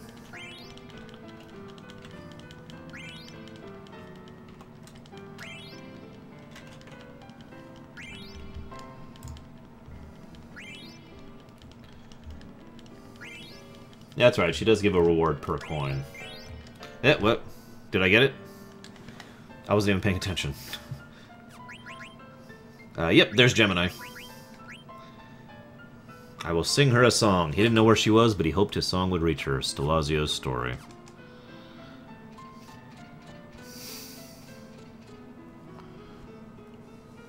So, fun fact, there's actually a story if you read all the coins, which obviously I will not be getting all the coins, but...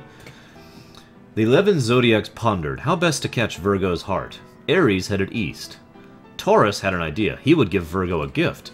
Through the forest and over the mountain, he found a star. Gemini thought by the river, I will sing her a song. He didn't know where she was, but he hoped his song would reach her. Cancer headed to the Cape where Virgo waited. The sun was setting into the ocean. Would he finally find her? Leo was waiting for the sun to set into the ocean, and then Cancer showed up. They began to fight, and into the ocean they fell. Watching the sunset from the Cape, Virgo whispered, my only wish is to be with you now. Libra was a perverse fellow. He would always walk in the opposite direction of the sun. Would he ever see Virgo? Scorpio was very timid. He always looked at his shadow until one day he decided to look away, and he walked up a hill. Sagittarius dashed through the night, defying the chilly northern wind that was stinging his right cheek. Impatient Capricorn ran up a hill towards the sun and fell asleep from exhaustion. Aquarius arrived late. He asked everyone, who kissed Virgo? Pisces said to Aquarius, Virgo made her choice. Go see him and you'll see the rest. And to get the very last one, Ophiuchus, or however the crap you say that, you have to actually follow the directions of the whole story, which actually tells you where to go specifically. But, apparently, Scorpio and Virgo kissed in light of dusk, and that moment meant everything. Aww. The reward for the last one is the hammer, which basically is nothing. Yeah, whatever. Moving on. Okay, so. And yes, that is a bird woman.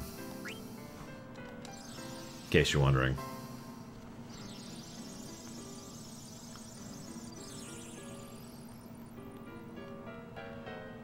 Arc the Lad? No, I haven't, although I'm aware of it. 1,000 gil, thank you. Yeah, by the way, unless you guys really want me to suffer, aka you actually donate for it, I absolutely refuse to have the sound on during that section of FF12 when we get there. That is not a joke. I hate that section. Okay, so now I have to actually advance the plot. Oh, that's right, Cinna's Hammer. I remember what you're talking about. Because, yeah, I remember that now.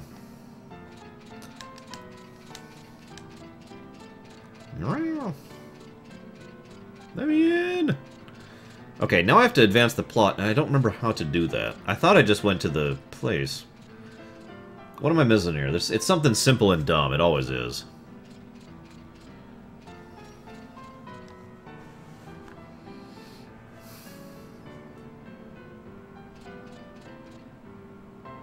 Unless I'm just stupid?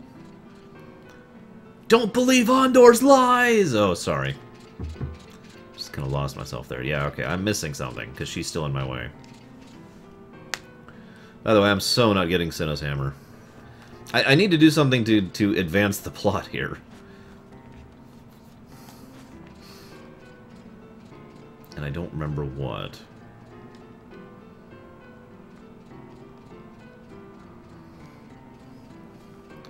Oh god, please don't, Cashel, please.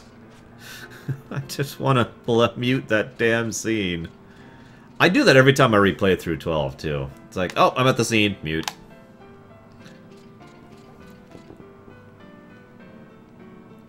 Life stinks. Okay, there's one area I haven't been to yet. Let's go that way. I know King's Falls down. I know. I still hate it. 4 times is 4 too many. That's right, she's in the auction house. No, Reaper, you are wrong. I had to go to the auction house.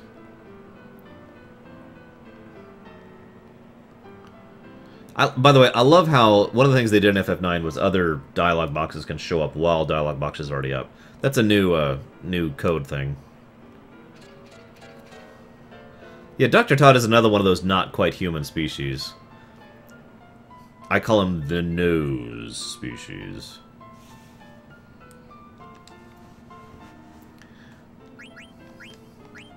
I'm gonna mute every scene with Hope in it, by the way.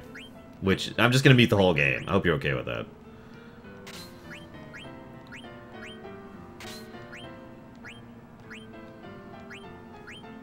Yes, yes, ability up, yes, equip it right now. And antibody, and I don't need jelly, but I will take that. Fool, Reaper! Fool of a toque. Yeah, am I the only one who it really bugs the crap out of me that they say Marquis instead of Marquis? Or Marquis?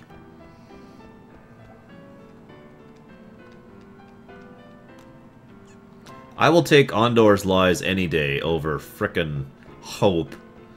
Whiny McGee, as I like to call him. Which is the best FF for PS3?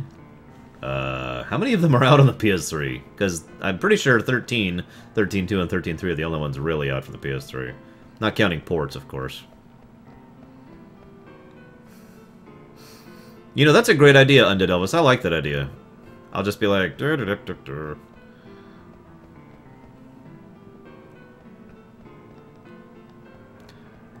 Oh, right. Now I go to the area. Duh.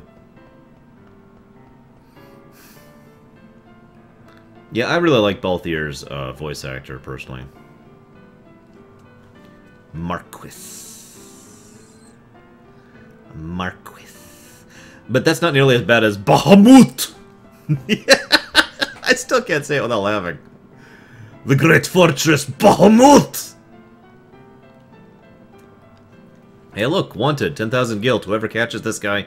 You can't even tell what he is, but that's Amaranth. I'll just let you know.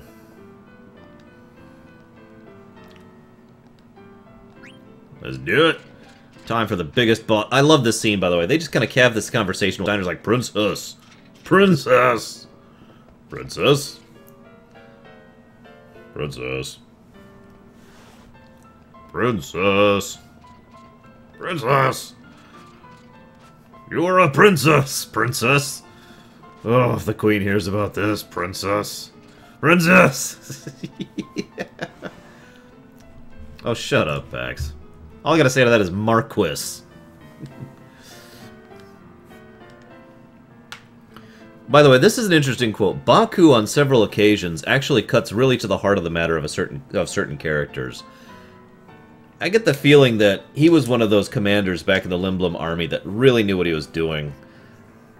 I also have a feeling that he actually is old enough to have participated in the last war, the Ninth War. Yes, Kings Falls Down. I did know about that. Especially since you can still Game Shark that in. Not that I have that code, but whatever. But anyways, don't you have any thoughts of your own? Do you even know why you're here? Midgar. Midgar's easy. What do you want from me, Pax?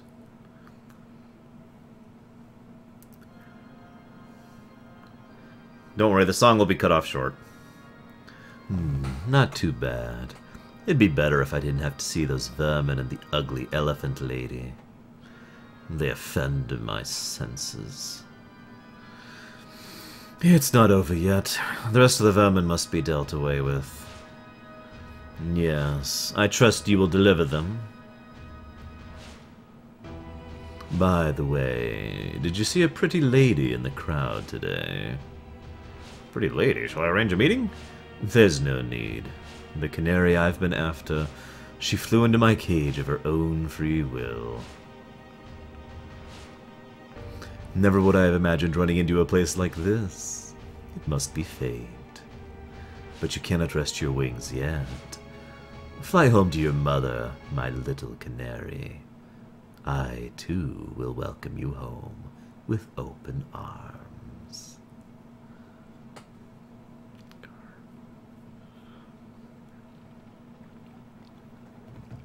This is a good example of how to do silence in a scene, by the way, for emphasis.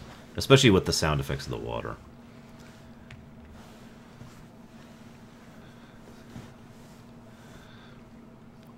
What in the world am I doing? I'm assisting thieves in committing a crime.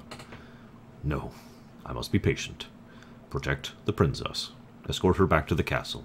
Focus on your duties. Trust the queen. She would never commit an atrocity. There must be a good reason. No thoughts of my own? Nonsense. How can I, a lowly knight, understand the queen's thinking? I need not worry about the ramblings of a criminal. Just think about escorting the princess home. I'll probably never see him again. He was the culprit. He pulled the princess and me into his intrigues. It was your fault, Vice. If you hadn't treated me like a child, I wouldn't be here hunting after Supersoft to save one of your friends. Why am I doing this? Because Blank saved me? Yes, he saved me.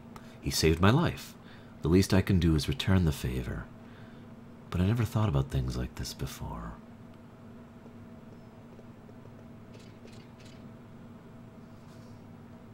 How are we to find the Supersoft in this mountain of boxes? By the way, Kuja's fixation with Garnet can actually be explained very easily. It's not romantic, it's not sexual, it's not anything. It's the fact that she is, in lore at least, this incredibly beautiful person, this gem jewel of a person who is unique because of her summoning abilities. So in both of those ways, she is like him. She is unique, she is special, she is one of a kind. And remember, that's the kind of thing Kuja loves to have. That's why he had the Hildegard 1. That's why he had the White Dragon. That's why he has several of the things he has, and the way he looks the way he looks. I'm not doing a Dr. Tot voice. It would be too nasally.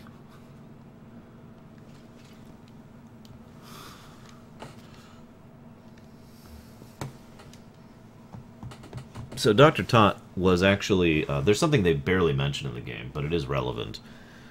Dr. Tot used to be a scholar who was very well respected back in Alexandria Castle. he left of his own volition because he didn't like the fact that the Queen was asking him to do more and more research into weapons, and so he finally just abandoned the crown and came here to work for the nobility instead. Although it is worth noting that Trino is still in Alexandrian territory.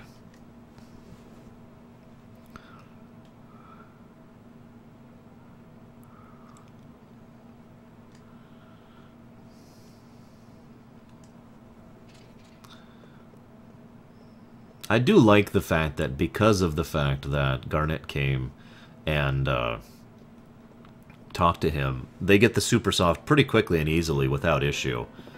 And without even having to steal anything.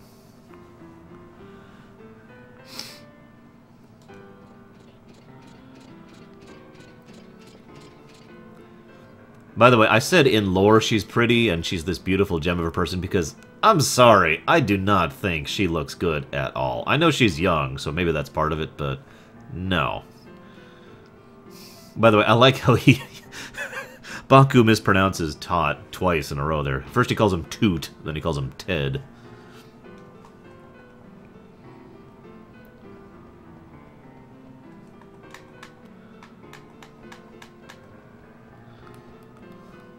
Alright, so we got a boss battle coming up soon that you can do some weird things with, but he's only really dangerous because you got a lot of counterattacks, speaking of which. I think we have Marcus for this boss battle. I don't want to lose his gear. So we'll just leave him as a crap guy and leave him like that. Although I do kind of want to get levels on Marcus for reasons that I'll explain at some point in the future. Hey look, there's one of the moons. Only one of them. I wonder if people in this world even remember a time when they had only one moon. It was 500 years ago, after all.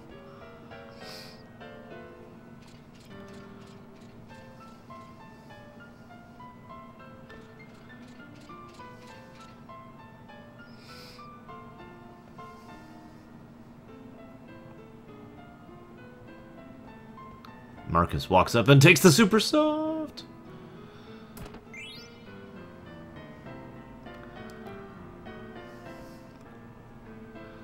And there's a globe of the world.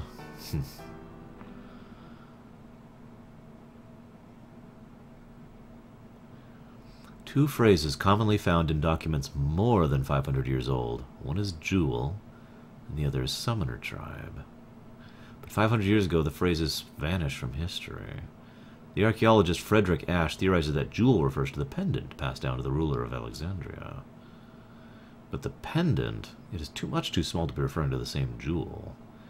Our other research suggests a relationship between eidolons and magical stones. Oh, well, what? Oh, hey, Mini Garnet, who's only in like 2 scenes of the game, but they bothered to give her a model just for this. I forget which one's which, but I believe red is Terra's and blue is Gaia's. I'm pretty sure. It could be the other way around. Yeah, I'm not sure why everyone just ping timed out. IRC chat might be weird.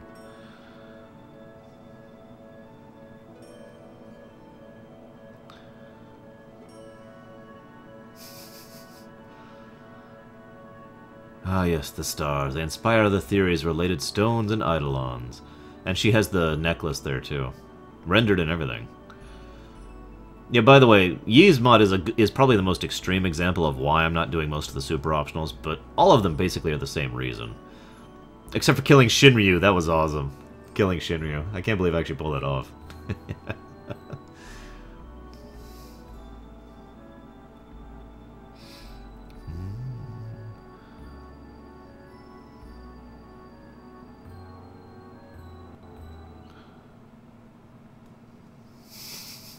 And yeah, they really did such a phenomenal job with the writing. They really get across the idea that Kid Garnet is like it speaks like a child and acts like one.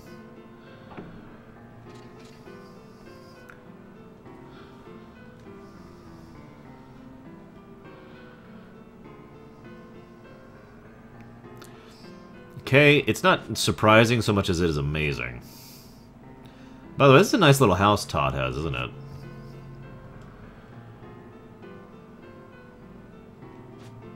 At least he warns us there's monsters down here.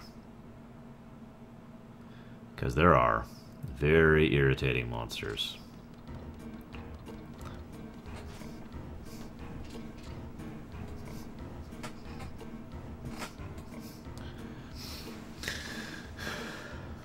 Oh, I agree. Honestly, I'd say these graphics are almost 3DS level.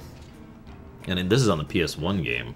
But again, FF9 really pushed the envelope on what the PS1 could do.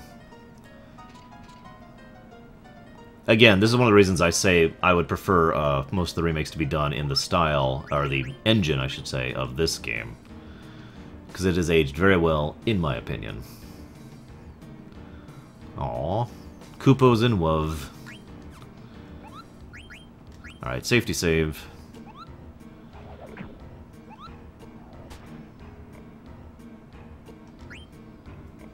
Yeah, screwed up, isn't it, Cashel? But at least 9 and 10... And 10 too had proper localization. We wouldn't be able to appreciate just how screwed up in the head Brother was if we didn't have proper localization in 10 too. And that would be a crime.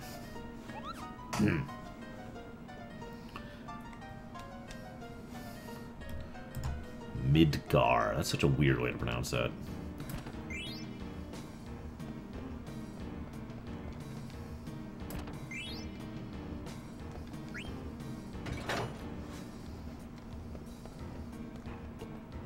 Damn it! I'm trying to go without encounters in this area.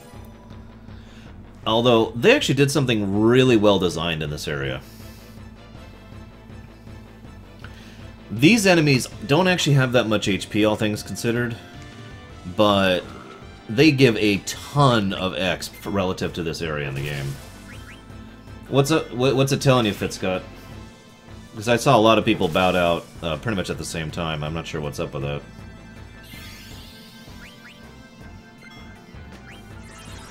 Whoop, whoop. Alright, fine.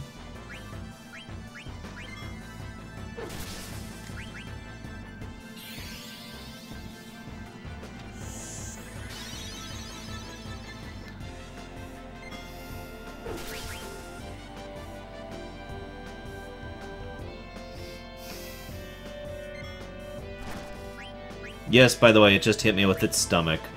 Yes, that's just as gross as it sounds. Anyways, again, take note, guys. Good game design. If you're going to have low-level characters in an area, give them tons of exp so they can catch up quickly. That's really weird, guys. I'm sorry. Good thing I've got Twitch chat up, but if you say something and I miss it, it's because Twitch chat ate it. It's done that today, even, so... I'm not ignoring you, I swear. I think I may be alone tonight. I mean, I've been alone all day, but weird. Anyways, oh, right. Not supposed to do that yet. I need to go over here first.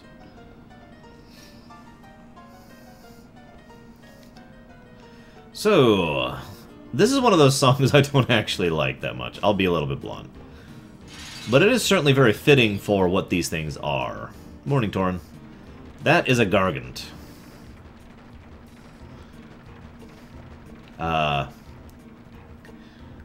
This is something they had designed way back, not too far back as a weight, but it, you know, at least as far as a century ago, in order to go ahead and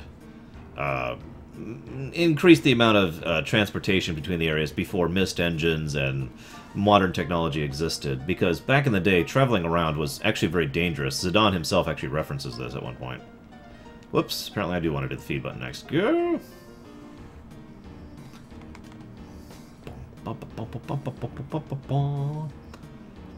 But yeah, this was their first attempt at modern transportation.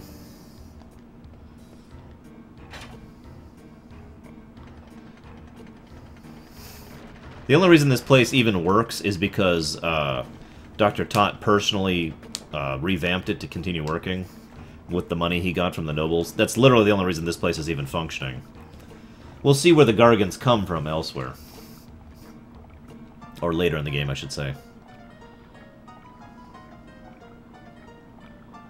By the way, I like this, by the way, because this is the second... This is really when Steiner's character arc starts to move a bit. Because not only is he questioning himself because of Baku, but then this guy, Dr. Tot says, you know, he says, I am but a lowly light, I cannot go beyond my station. And Dr. Tot says, is that an honest answer? You may endanger the princess if you keep telling yourself that. And so Steiner says, honestly, I will take note of your counsel. And he does.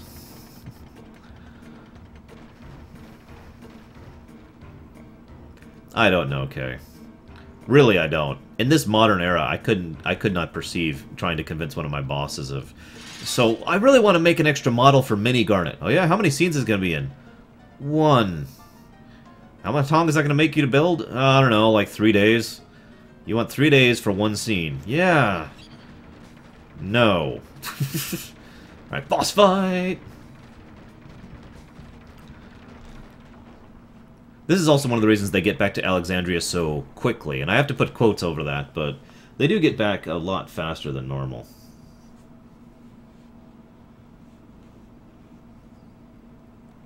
But, yeah.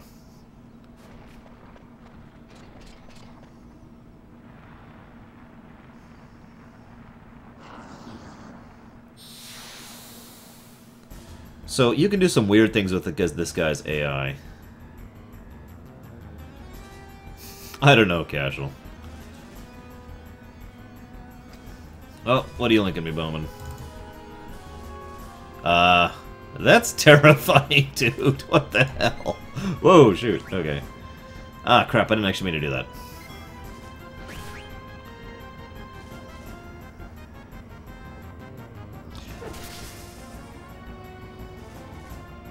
Oh, he's not gonna do it.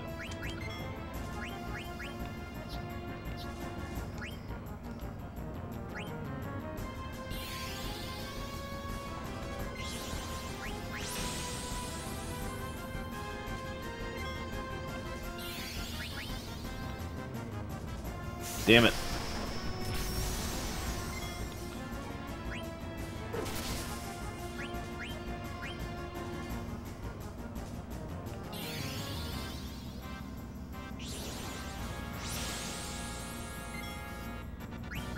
I kind of want to go ahead and get a Mithril Fork if I can to help up with the next boss. Well, not boss, but the next section, I should say.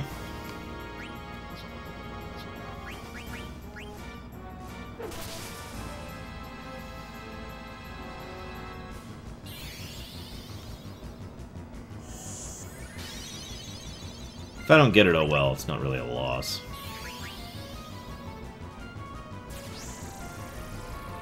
Don't slow the one guy stealing from you. Gotcha.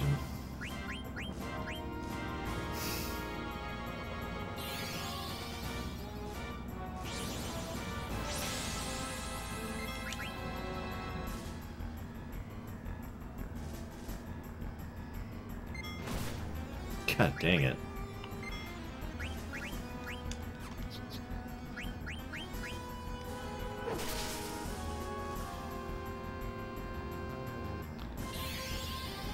I probably should have set up this fight a little bit differently. I'm not too worried about dying, but I'm more set up to steal than I am to actually do anything useful here. And she's out of mana.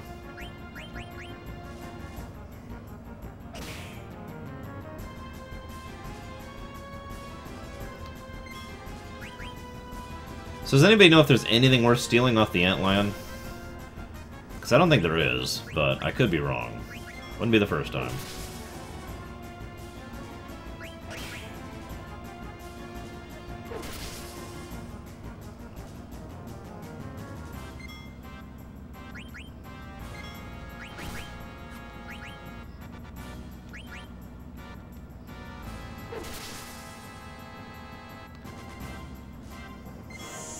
I am amazed he hasn't gone into his second setup yet.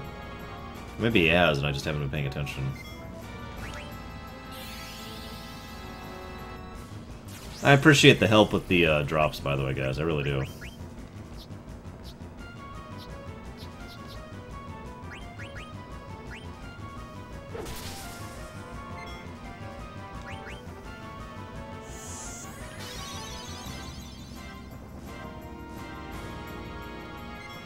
There we... Okay, yeah. We're fine. Oh, well, I was kind of hoping to get the fork.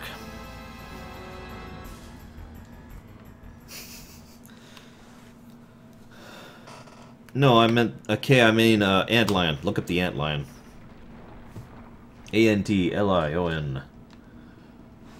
Antlion, if you prefer the FFA version.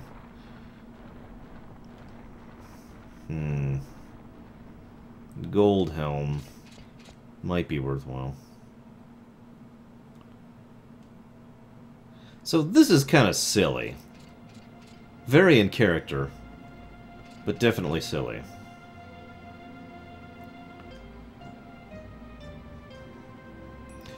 Yes and no, Omni, but there's another thing I want to talk about that in a bit here. We're pretty close to it, actually.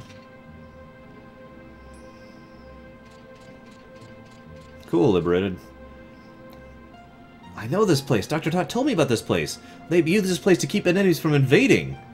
That's great. We can move on. We don't want to be in this area where we're hearing about this place where they're stopping invaders like ourselves. So, okay, I just want to point this out. Shakunk! Now, they could have ran around right here, but no, they decided to go and yell at him. And then he says, I didn't do anything. And then he says he didn't do anything. Then he says he didn't do anything. And then they're trapped. God, guys, really? They even did that in the wrong order. Fell for it, they did. They fell for it. Thorn, Zorn, I am Ronnie, captain of the Knights of Pluto. I have returned. Let us out at once. Too bad it is. You're all under arrest. Zorn! Thorn! I've returned to Alexandria to speak to my mother. Take me to my mother. Yes, we will take you to see Queen Brahne, whether you like it or not. Capture Princess Garnet, Queen Brahne told us. Ordered us, she did. Yes! I like it changing my appearance personally, Sonic Doctor, but then again, I've been a long-time MMO player, and I've always liked that cosmetic thing. Meanwhile, and by meanwhile I mean kind of before, during this, I don't know, the timing for this whole area is actually, it's not linear, it's not like this, it's more like this, but anyways.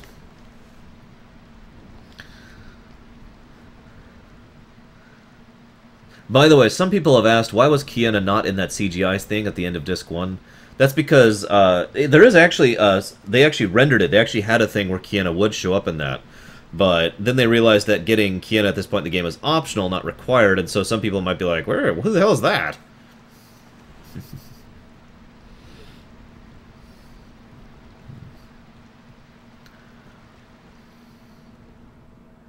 Another fun fact. By the way, one of the original reasons they came to Burmecia, one of, not the only one, is they figured Garnet was heading here. Now, thankfully she wasn't.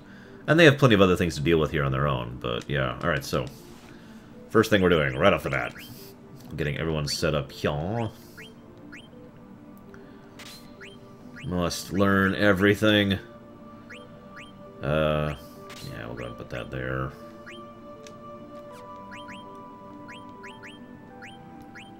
That won't be useful for this area, we'll go ahead and put that on him, and...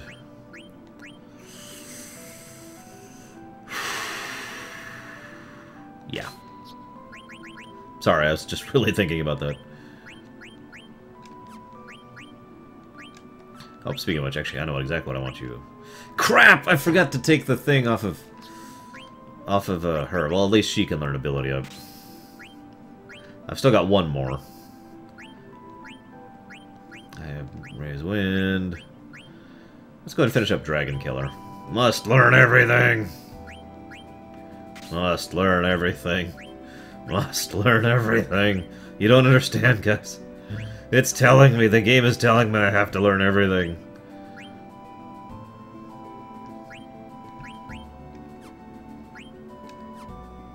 Yeah, okay, we'll give him some decent armor. Even though we're about to lose him. Him, her, it, whatever, doesn't matter.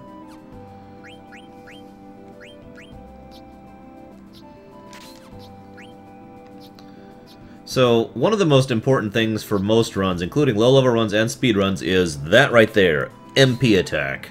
That is incredibly useful. That just could boost the crap out of your damage, you have no idea. Okay, you got level up, but I need ability up, so let's get rid of Undead Killer. I kind of want Man-Eater to stay on. Man-Eater is another one of those abilities that affects a lot of things. Like I said, Bird Killer affects everything that's in the air. Man-Eater affects just about anything that's basically humanoid. So the Black Mages, the Alexandrian Soldiers, there's tons of stuff that it affects. Now, I haven't actually saved in a bit, so we're going to go ahead and save. See you around, Samurai.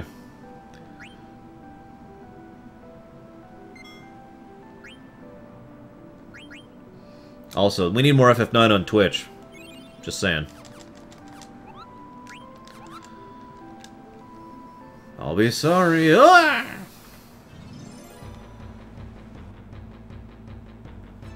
No, I'm gonna double learn Dragon Killer. And I want to finish learning Blizzara. Up to 84 encounters now. Whoop, whoop. Damn it. Must get Bug Killer. By the way, every time I look at those and I think about eating them with his eat ability, I just kind of cringe a little bit.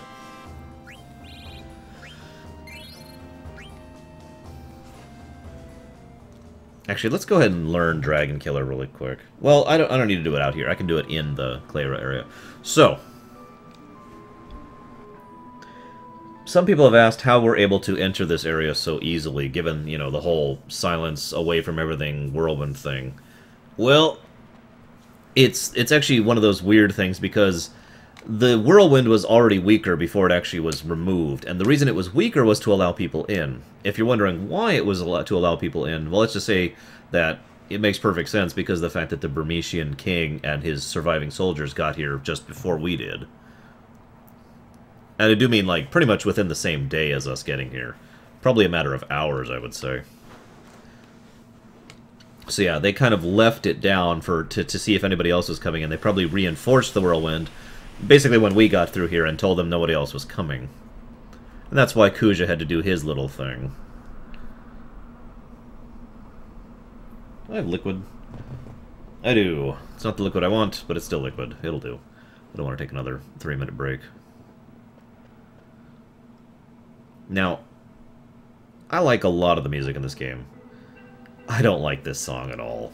I get how it works in setting, I get how it emphasizes the scene, but, really?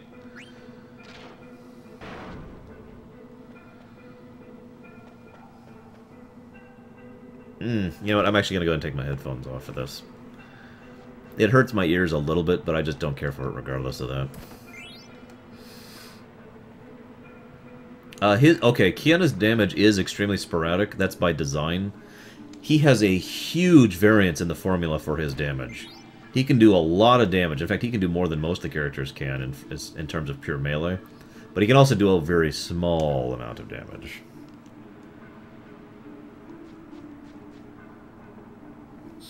That could be, it could automatically sense anyone of the Claren race or Burmesian race or whatever, and that would explain both how the previous Burmesians came in and how we got in because we had Freya with us. Hey, it's a zoo.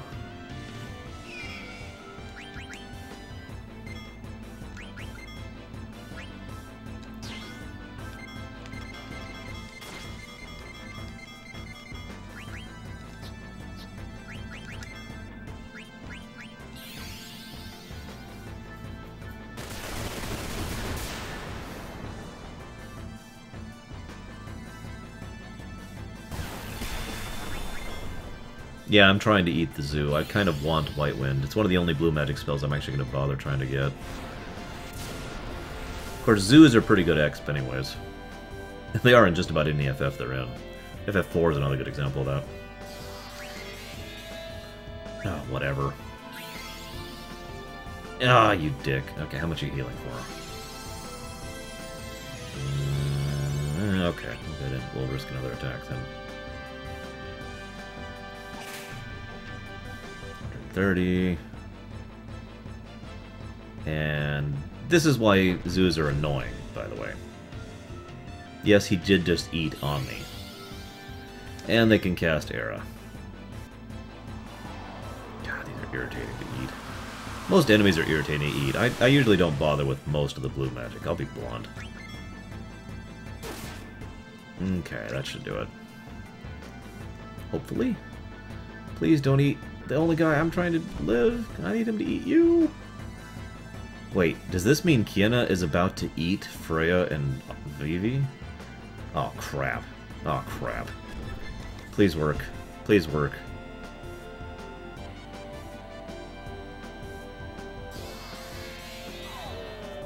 Thank you. God, that was going to irritate the crap out of me.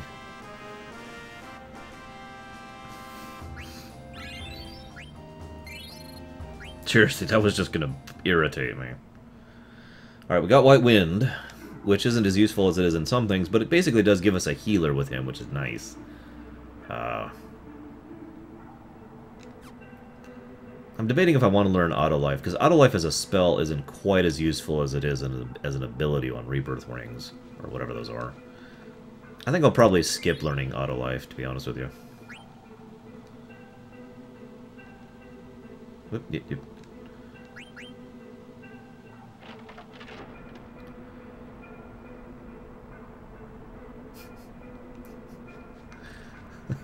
I can't believe I pulled that off.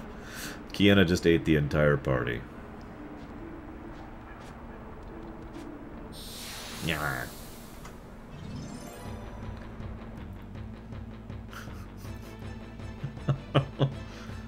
Kiana's response is, I do what I want. You have a problem? Aqua Breath? I could have already learned that. There's some enemies right in his swamp I could learn it with. Oh, the mob, it's the little pink guys. I don't know what the hell they're called, but it's the pink dudes. Did I keep Bird Killer? I really should keep Bird Killer for this section. So, White Wind, 14 mana, not too bad.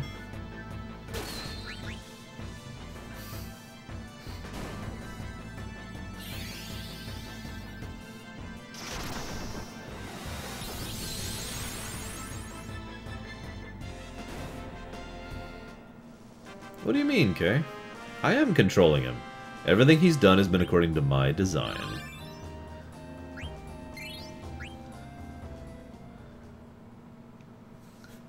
By the way, yes, I know, it's supposed to be pronounced Quena. Don't care. Okay, next battle she'll learn that, which will be great. Oh good, I do have Bird Killer on. Wonderful. And level up an ability up. Awesome.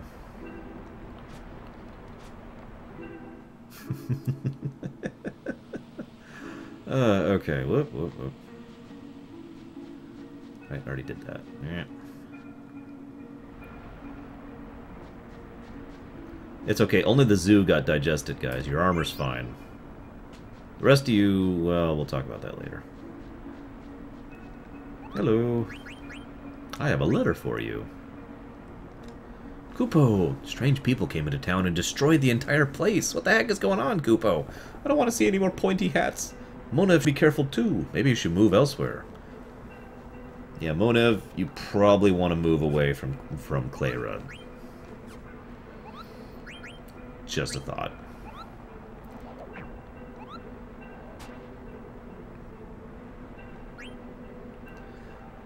Kirby. Now, see, the difference between Kiana and Kirby is Kirby can just inhale whatever, with some exceptions. Kiana has to weaken them, and then he has to have the random chance thing. Well, he has to weaken them, and I guess there's no random chance, but it has to be something he can eat that he can actually get. And that's it, but it's just a pain.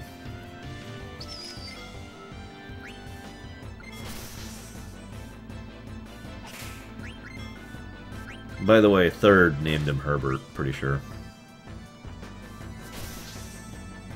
What a weird party. We've got Vice, Omni, Herbert, and Germany all grouped together in defense of Clara. Don't worry, guys. I'm pretty sure we'll save Clara. Although I don't remember the proper path through Clara. I should look that up really quick.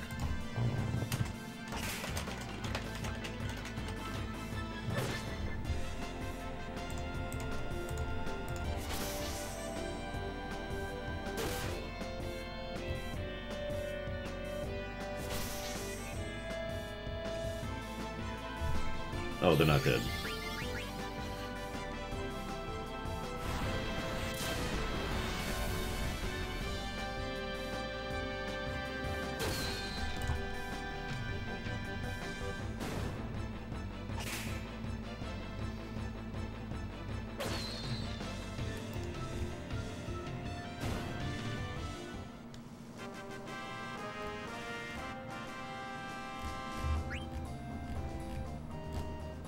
Damn it, this doesn't tell me the proper setup for it. Whatever. I'll figure it out, I'm sure.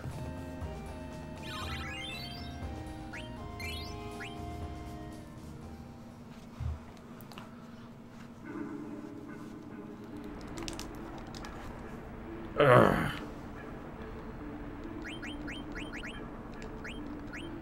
Finally.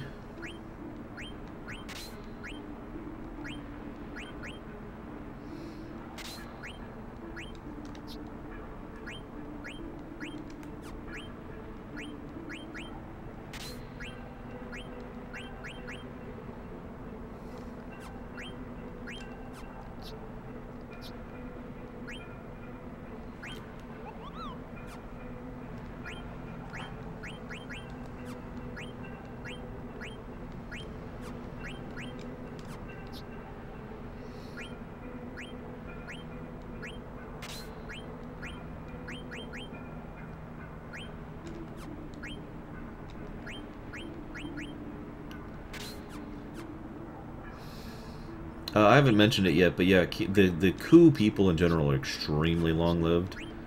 And I do mean extremely long-lived. I can say that again if you want.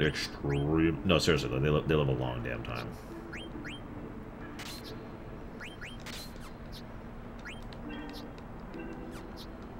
So yeah, Kiena is actually in his 80s. I forget the exact age. I guess you just said it. It was 89.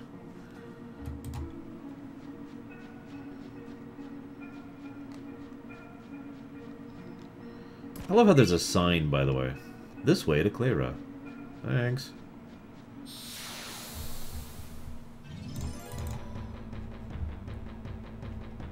That's a nice picture of Vivi, admittedly.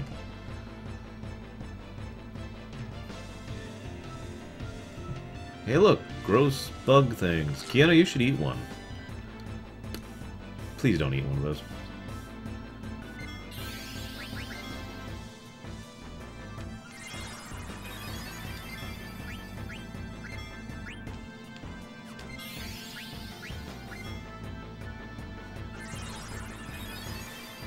Oh, shush, Cashel.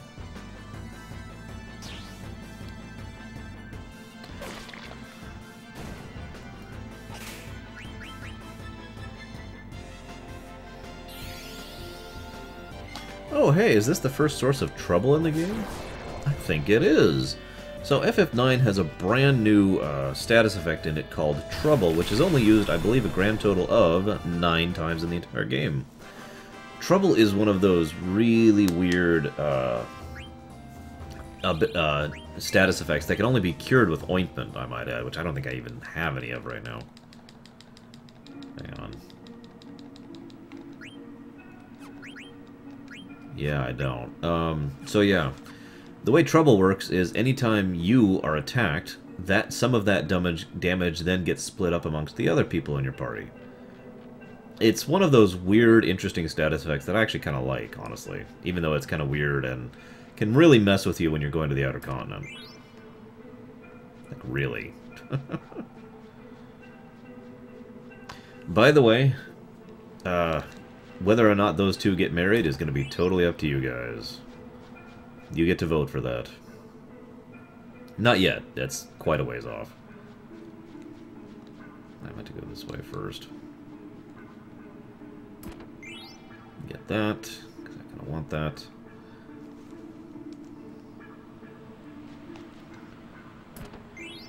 There we go.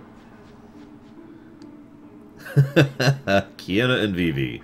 Still a better love story than Twilight. Hard to argue.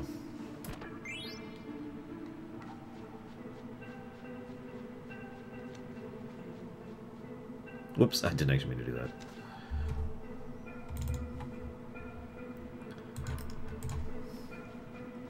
Whatever. So another fun thing about the random encounters work in FF9, every time you switch a scene, the random encounter meter is actually reset. So areas with lots of scene changes, like this one, it's actually possible to get through with no random encounters at all. But areas with very large and expansive areas, it's much more difficult to get out. Ah, damn, didn't aim it right. Without encounters. Yeah, just a second. Yeah.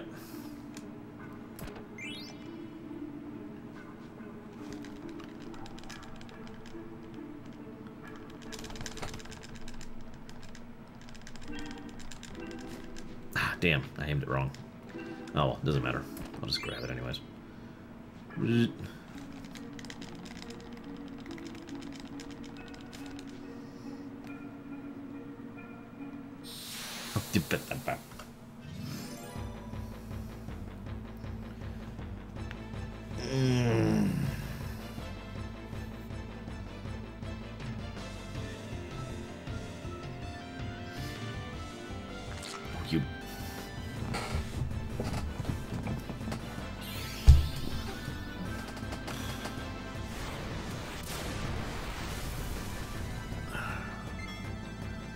Okay.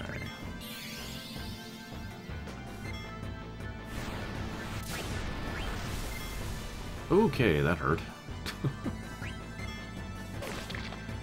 Alright.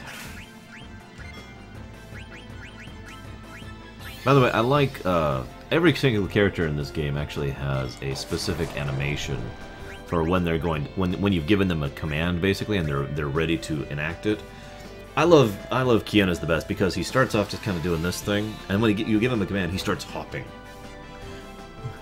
It's so in character.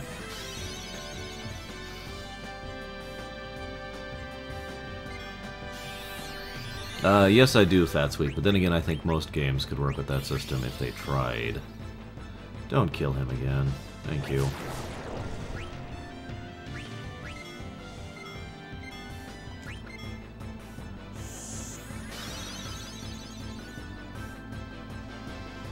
Oh, wow, Bandit.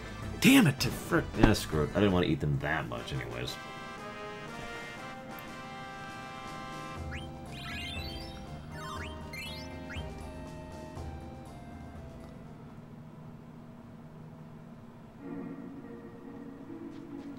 There we go.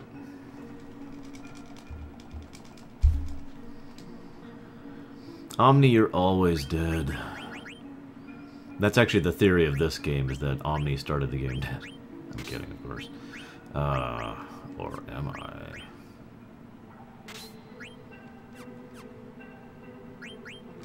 Okay, let's see if we can't set this up. I'm gonna go ahead and lose... And, let's go ahead and put Bug Killer on for the boss. And, keep ability up, keep Bright Eyes, keep level up. Okay, we're good on him. Alright. Let's rock.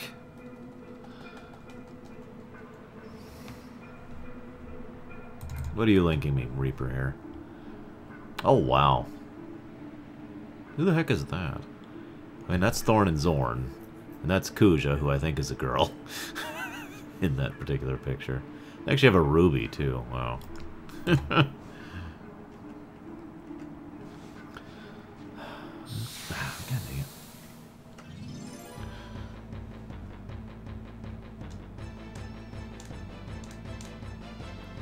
Yeah, I know, V8. It takes a while for Kingdom Hearts to actually be anything.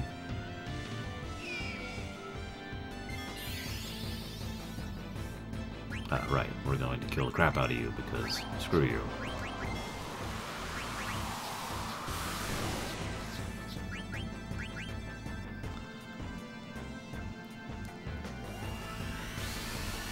Don't trance now. I mean, not like I need it for any of the upcoming boss battles except maybe Beatrix. Seriously?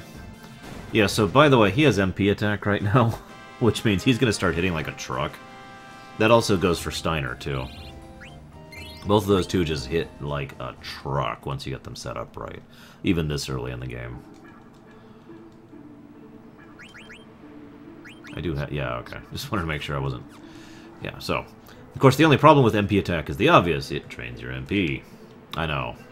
These and more interesting revelations from Archie and Gaia soon. Alright. Yeah, god dang it.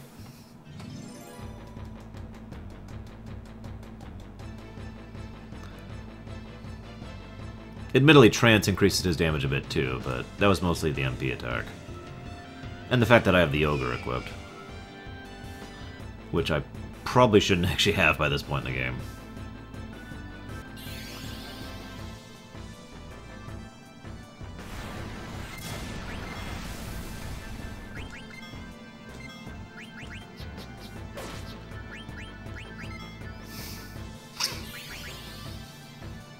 Would you stop that?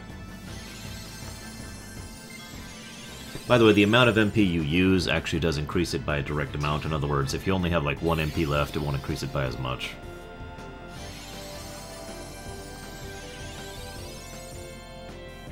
Just like all the other White Winds, the amount it heals is based off of Kiana's health when he uses it.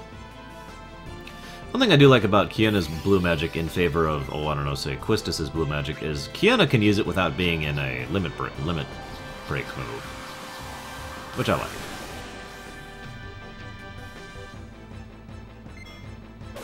And of course it heals himself too, although that's always been true.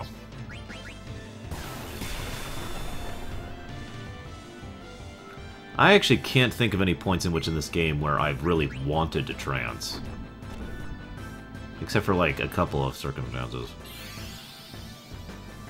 When I leveled to 99 in this game, I used Yans or Yans or however you're gonna do it, so I don't know. FF2 without cheats? I've done that before, Casual. And I'm never doing it again. Literally never doing that again. I refuse. Oh, okay. Gold helm, mithril vest, and an anointment. Yes, anoint. Okay, I'll deal with the annoying music, because we're almost done with it.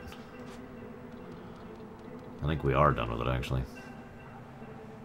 Please. Please make this terrible music go away. Oh, thank God. Jeez Louise. Welcome to Clara. Well, the settlement on Clara.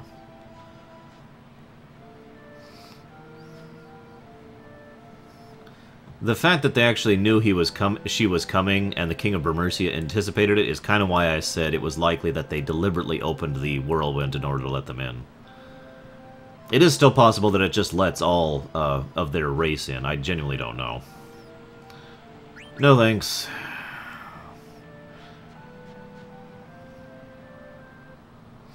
I believe you, Kings Falls Down. I did it on the NES. And the GBA. And, yeah.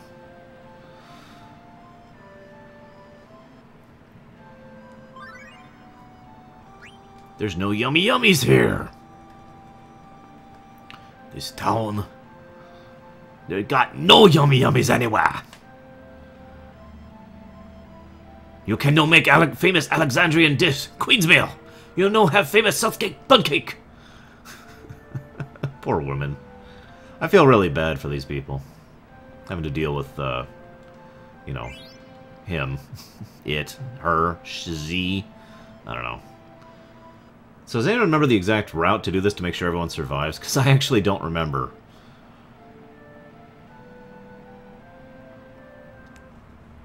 I suppose I could game fax it. Oh, he found a mushroom.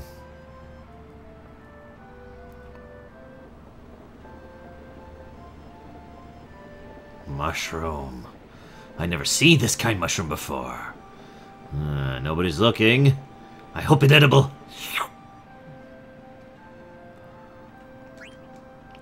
Meanwhile, while Kiana is off eating... Yeah...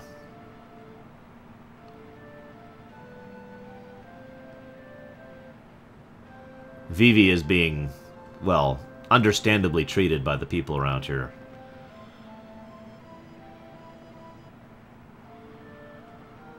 Okay, I kind of missed it because I did the A to E first, but these two talk about how they come here to find peace in watching the whirlwind. It's one of the few things that calms their soul, because they're very worried about the whole situation with Bermercia being invaded, and half the people they knew being crushed like bugs. It's worth noting that there are not many survivors of the Bermecian invasion. I don't really have a better word to put it than that. That was a red mushroom. It looked like a, oh, I used to know the actual name of it. The super poisonous kind that I can't think of right now.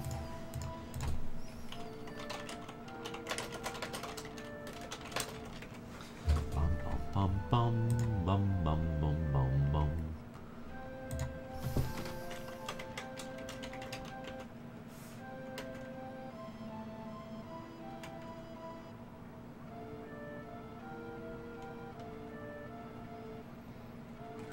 Here we go.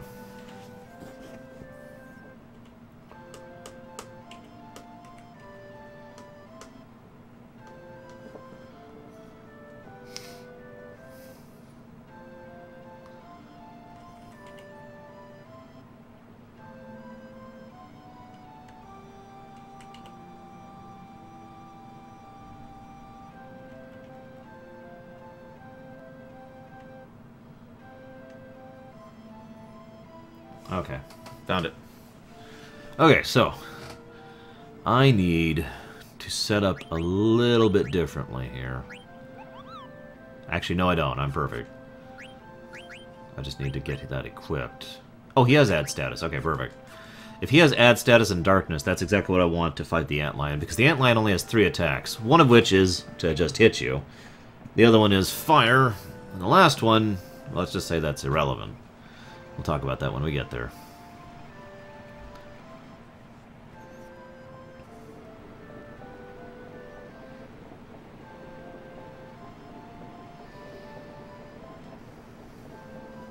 Again, what they talk about with the way they use the stone really sounds a lot like geomancy.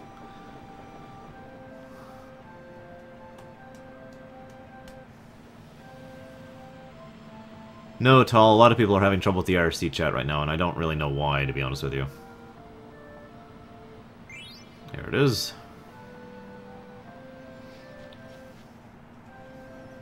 Nothing out of Memnon. Hey, Kiana.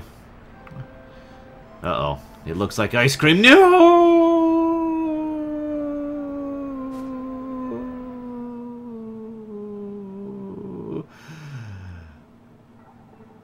Oh!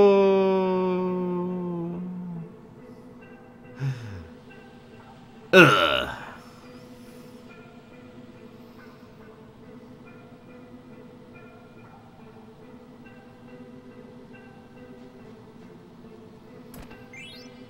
Got a nice silk robe from that.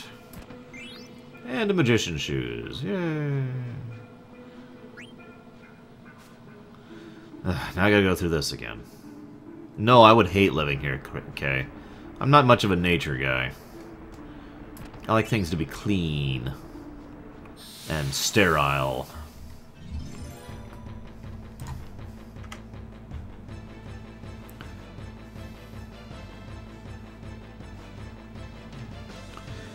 Oh, god dang it. Really? I don't have enough Vivi with me. I don't feel like fighting you. By the way, I love Kiana's run animation. With his arms in the air and everything. Run away! Run away!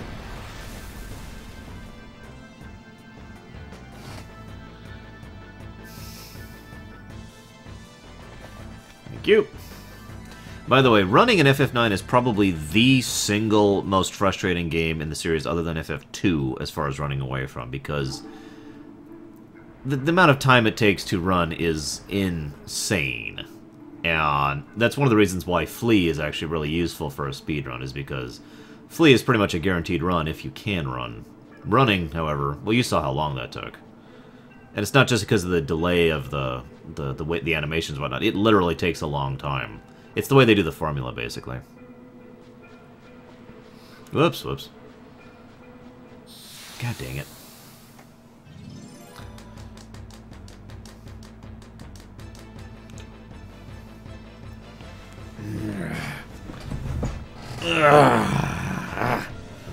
Double. God dang it, go away. I haven't even healed yet.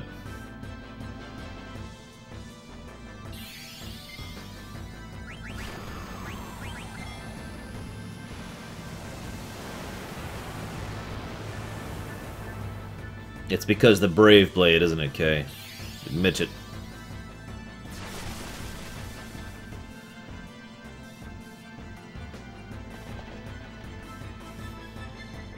So yeah, you actually drop Gil when you do Flee.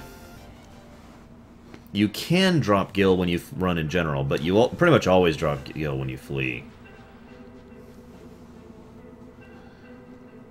Normally I'd fight these, but these are just really annoying without my full party. Especially those guys, because they're weak to Blizzard, and that's basically the only... God dang it! Nah. By the way, if you actually get sucked all the way in here, you actually fight an enemy, which makes a degree of sense, and is kind of a hint as to what's about to happen. Bleh.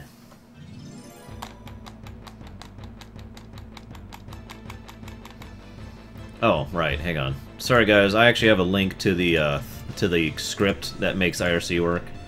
And it's right here. I just pasted it into Twitch chat.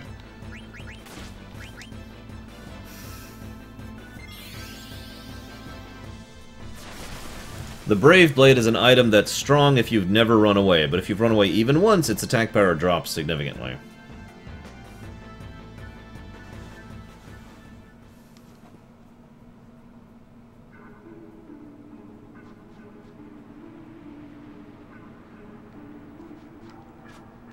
Alright.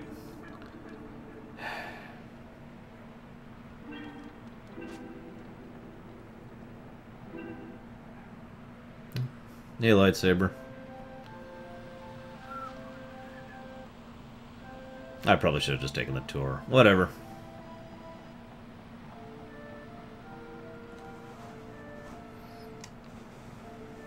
Sure, we'll go ahead and update the encounter counter. There we go. I actually want to go this way, don't I?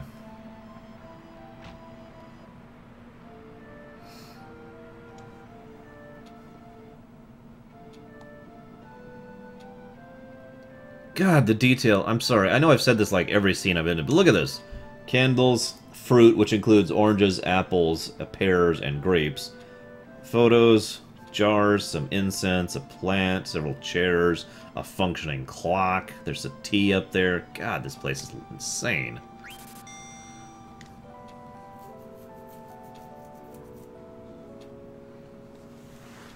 Oh, you... Never mind. King's got it. Thanks, King. Now, fun fact, when I used to play RPGs, I used to be very underleveled because I would never, ever grind. I also used to think of RPGs as incredibly difficult games for some reason. It's almost as though I was really, really underleveled in every single one of them I played.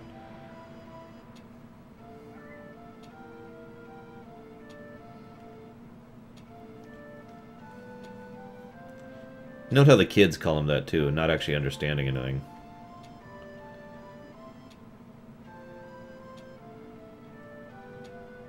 Poor Vivi. Hey, Bregman. Where the hell you been, girl? You gonna make me get out my belt?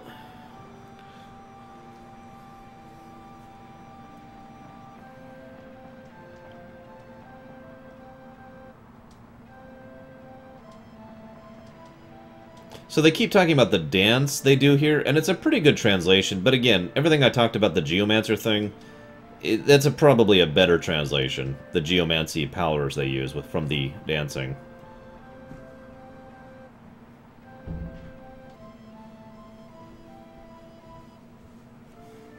Good night. Hello, where the heck have you been, dear? Out. Yeah, I know where you've been. Although I kind of figured you'd be back before 9:30 p.m. Well, I'm not obviously going to Indy. Yeah, I was... kind of figured you were gone for the evening, actually. For the day, whatever, you know what I mean. Yeah. Alright, back to the inn. Jana's asleep and you're kind of loud. God dang it. Back to the inn. You don't have to whisper.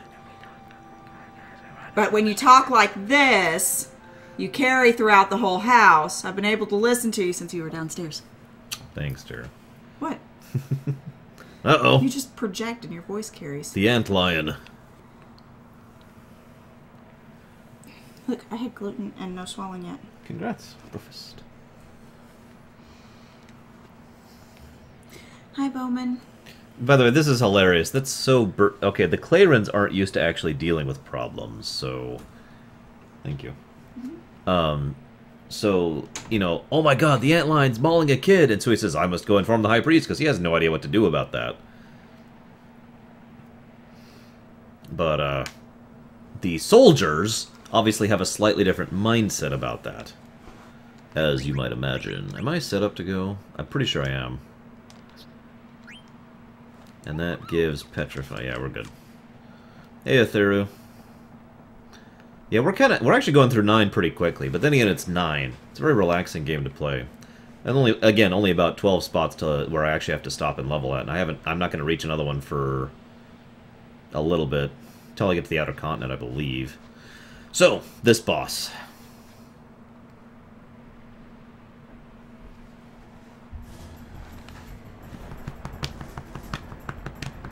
Now, that thing's ugly, I just like to say. Seriously, that thing is just gross. And by the way, yes, that's Puck. Some people have asked, why is Puck here? Puck actually came for the same reason most everyone else came, but he also is bringing someone here. Although that someone... Well, okay, it's kind of complicated, but basically, Puck found someone, and that someone said, holy... And Puck told him that Vermisio was in trouble. And so that someone decided he had to come here pronto. Boss fight.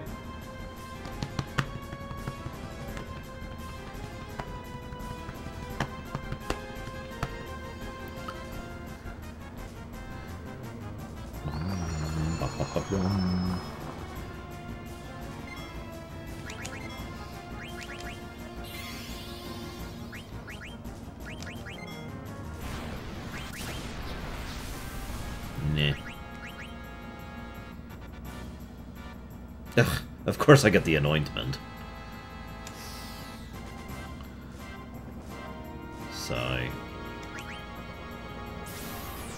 So, Ray's Wind is probably the only dragon ability I ever use regularly. It gives regen to all your party members. It's actually really useful, especially if you're doing a not serious playthrough, basically. Ah, crap. Okay, no. So his counter horn actually has only about a 40% chance to hit, and that's one of the reasons I want to blind him, is because it lowers that to basically 0%.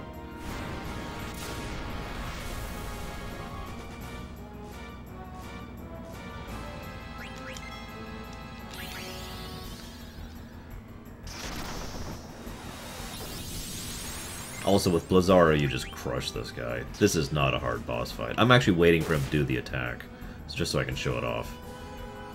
Although I just did regen, didn't I? Whatever, it doesn't matter. Not really. Ah, crap, he actually hit. Well, that's kind of a good thing. As weird as that sounds.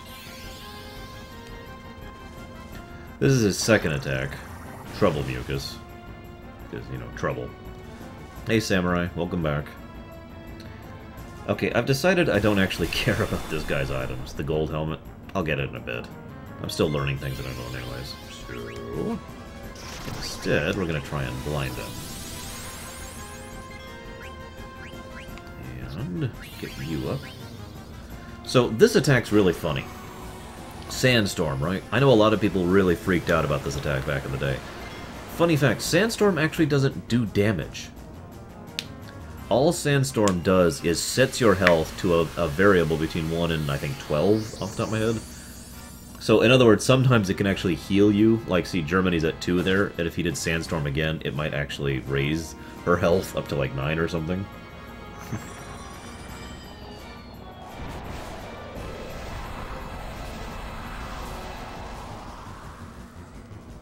But yeah, that's a pathetic boss fight.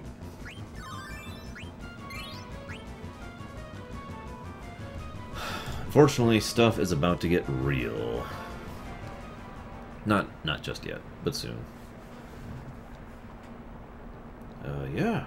We must go to inform His Majesty, my old man. Nah, just tell him I said hi. Later. Take care of me. Bye. He's the first friend I ever had. Now, that may sound kind of silly, but if you think about it, that's very significant for Vivi's character path.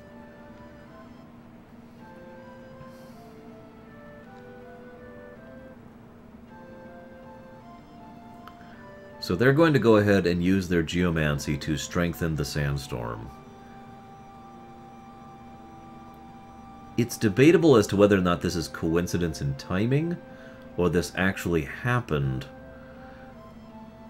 deliberately. I like the idea that this was done deliberately, personally, because the troops, Alexandrian troops were probably already here, and the red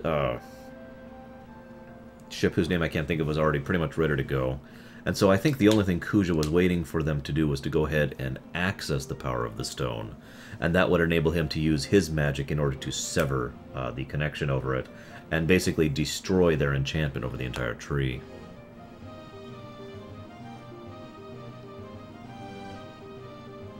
Someone asked if they could donate for me to dance this. The answer was no. I can't dance that quickly, I'm sorry. Not on a bad leg.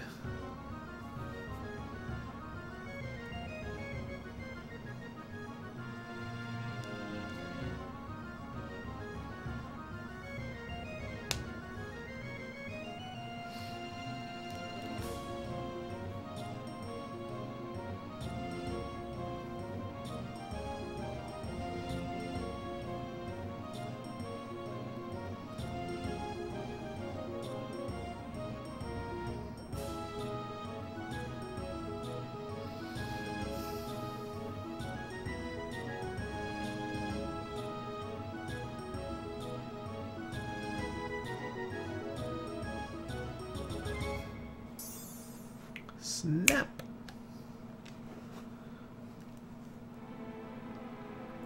Like I said, we don't know for certain. But yeah, no. I think Kuja waited on purpose until they were actively using their magic to access the enchantment, and used his vastly superior magic to shatter the enchantment.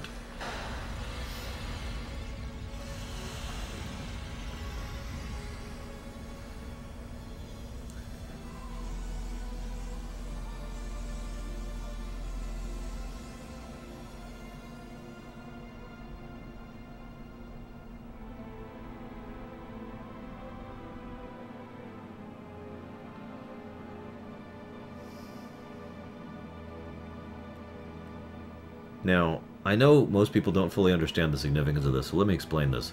They have no military, no firepower, no magic, no secret arsenal. All they had was the sandstorm.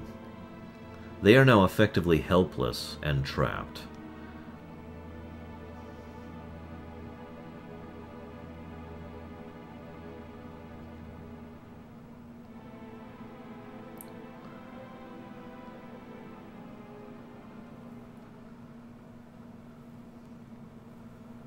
Meanwhile, and by meanwhile I mean a bit ago,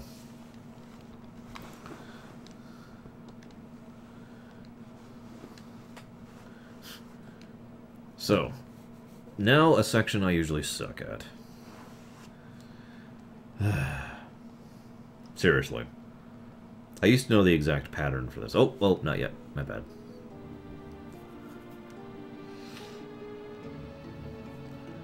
Why did she invade? Why did she? I must be sincere. Yes.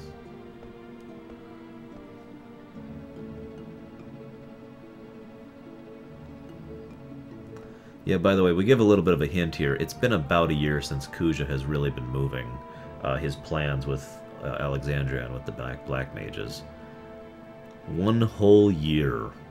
Think about how much time he's been setting up this whole situation.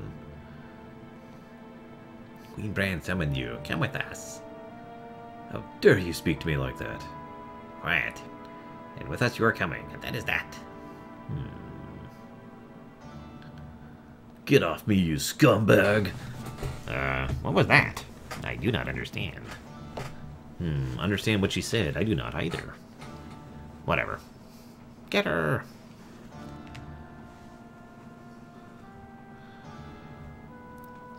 Hello, Bran. By the way, the reason she's fanning herself so often is because when you're that fat, you generate a lot of heat and you sweat a lot. Think about how she smells.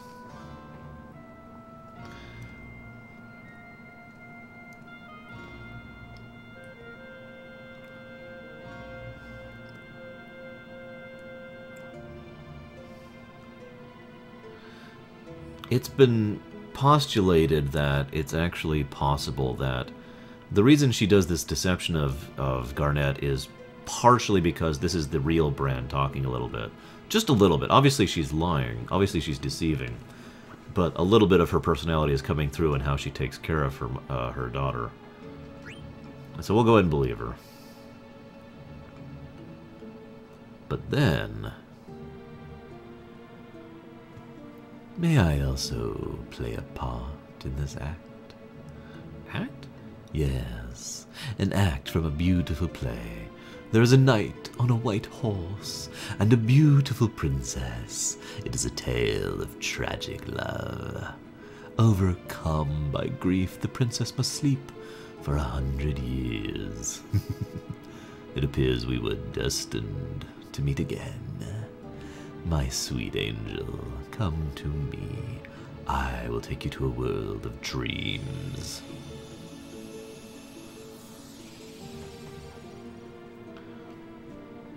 She is beautiful, even in sleep.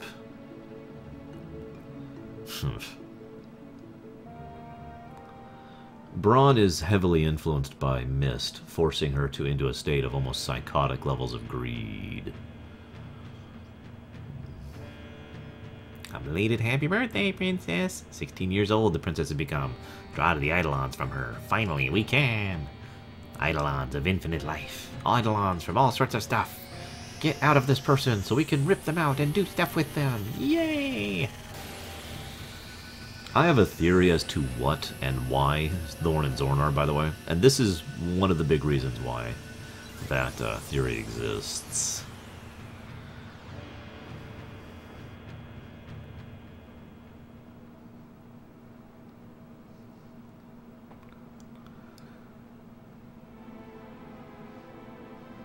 Hey, Maz.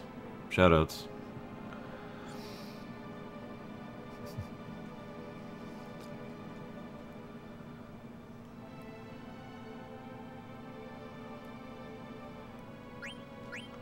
I like this, by the way. I'm more concerned about the guy who was with Bran.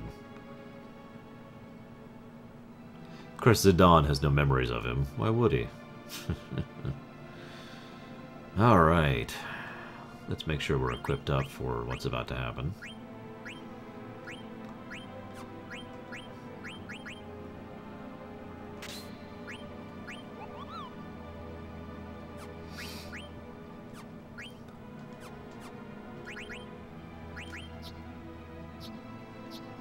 Do I have Maneater on right now? Yeah, we'll go ahead and throw that on as well. Kind of samurai. That, and they also know far too much about the Eidolons, but that could be explained away, admittedly.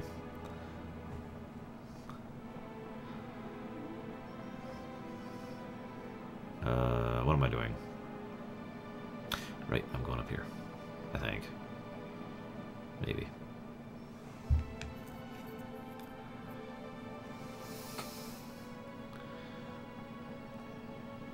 Yeah, actually, it's probably been about a week since the game began, given the amount of travel time that happens. And it'll be several weeks hence, given what's about to happen, too. Well, not about to, but happening at some point in the future.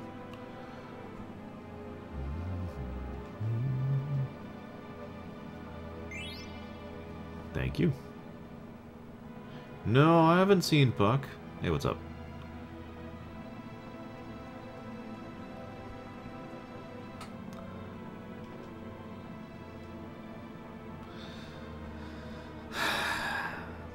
So, the event that's about to happen kind of rends my heart every time I see it. And it also is very indicative of the mindset and the general mentality of the way Bran's been going. It's probably the biggest amount of characterization we have for her throughout the entire game, actually. At least as far as, you know, how infused with the mist she is at this moment. Whoops, did I go the wrong way? I did.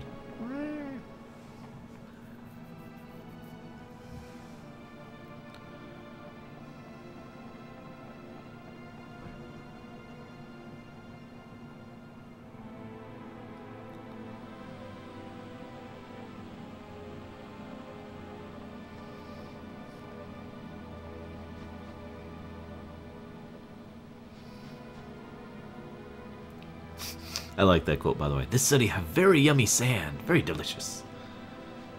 Ah, poor Freya. She failed Bermesia, but she will not fail Clara.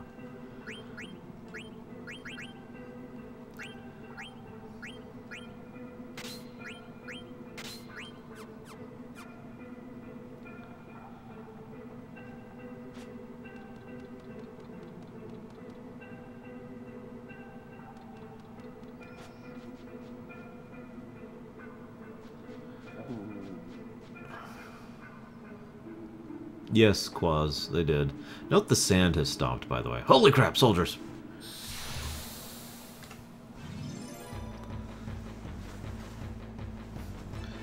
Well, she does have an airship, Kay, but keep in mind that the events don't happen literally one-to-one. What happened there was what was happening previous to this whole section. It fits if you think about it. They just told it in an unusual order. About the time we were approaching Claros, about the time they had extracted the Eidolons from her. And then started heading this way to, you know, do their thing.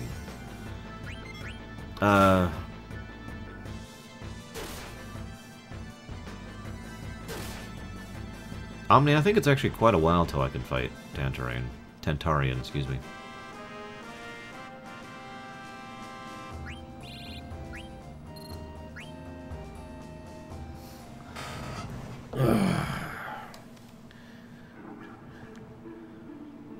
Oh well. I might try it the first time you can do it when you have the timer. But, yeah. Soldiers! Pathetically easy soldiers. That will burn. Yeah, Kiana probably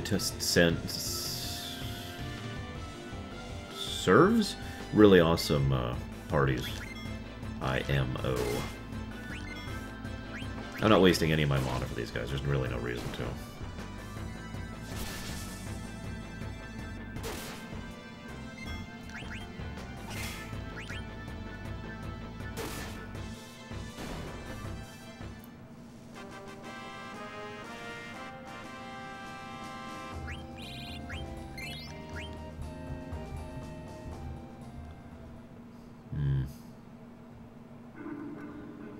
I don't remember, Omni. I know one of them's timed, and that's the hard one. I thought that was the first one, though. Because it's timed. I don't even remember the strat for killing the Tantarian. At least when you're low level. I remember the strat when you're high level. Crush him.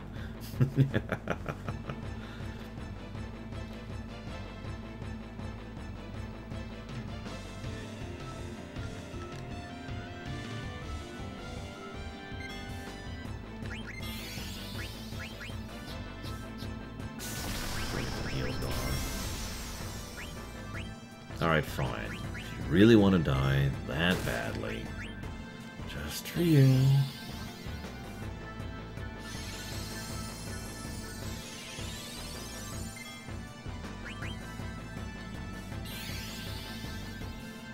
No, Barrylock. What I mean by Twitch chat being awful is it drops messages a lot, actually, to the point where it became aggravating to try and keep up with what people were talking, because when I would stream, you know, I would literally miss what some people's messages would not show up at all.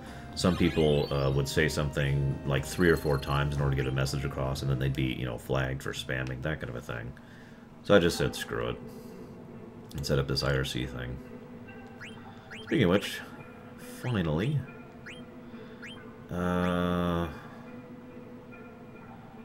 yeah, we'll work on that next.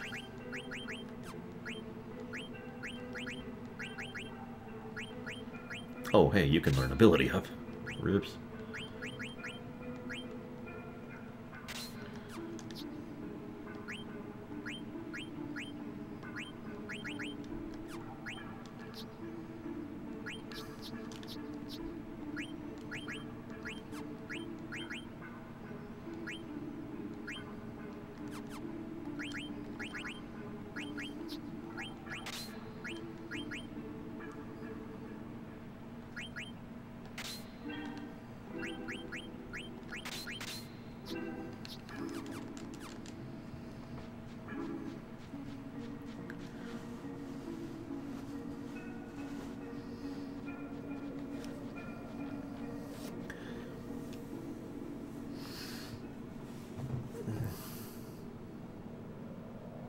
Oh, never mind then, Omni. No, there is a timer. There is a timer. That's right, there's the timer the first time, because there's a timer before we can get to Garnet and save her. That's right. It was the first time that there's a timer. Hey, Puck. So yeah, soldiers have been invading up the trunk, while black mages have been teleporting directly into town.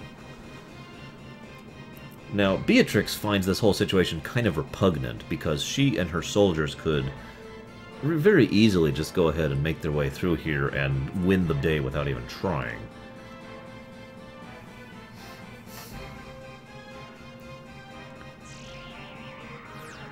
So she's a little bit irritated about having her forces misused like this and the unnecessary use of this, as the black mage just kind of start murdering people.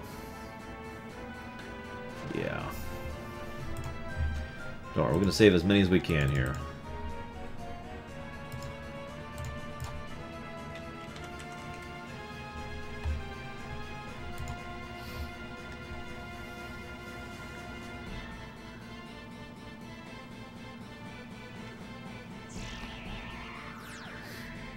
This is a good song. Really gets across the emotion of the scene, I guess, is the way to put that. We're on disc 2, Agamemnon.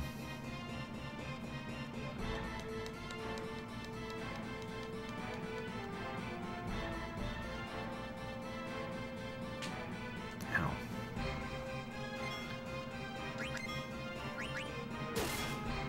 Now, because I have Man-Eater, I don't even have to waste my mana on these guys, so yeah, they're gone. I never said it was a good thing, Kay. She is a soldier, after all. A career soldier, I might add, who's killed a lot of people. God dang it, really?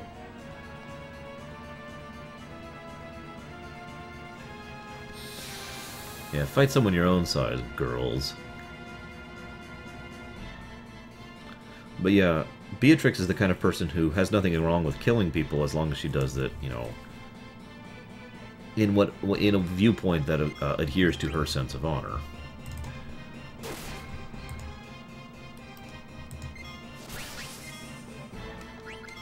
Oh, don't trance now. Really?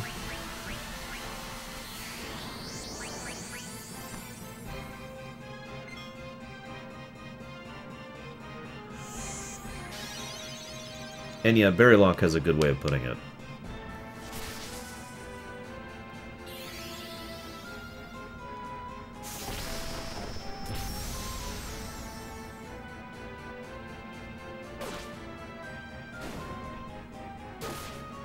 I guess I could kill you.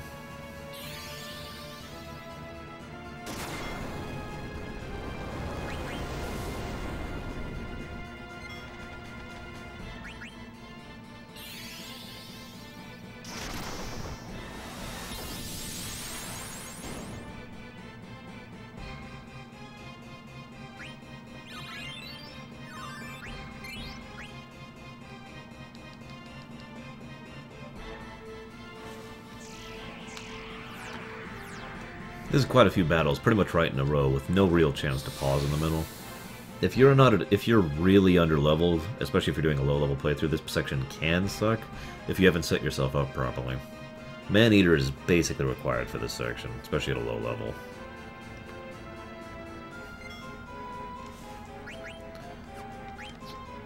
Yeah, whatever.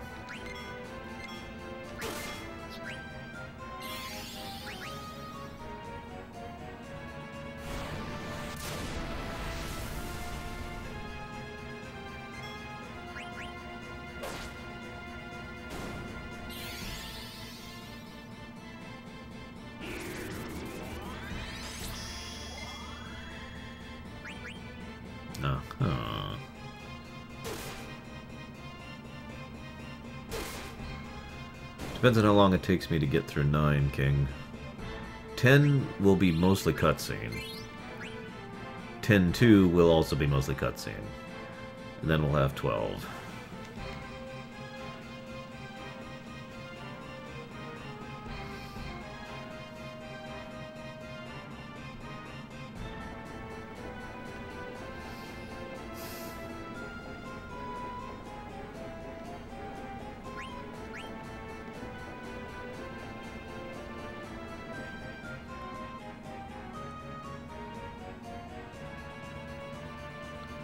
Oh, yeah. One of the only moments you get to switch stuff around here.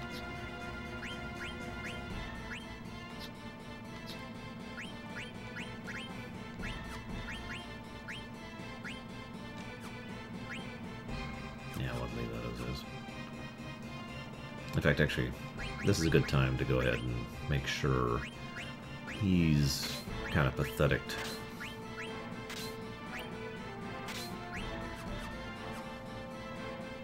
Wow.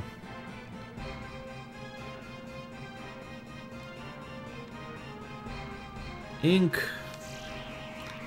Don't worry, I'm sure your daddy's fine. Go left.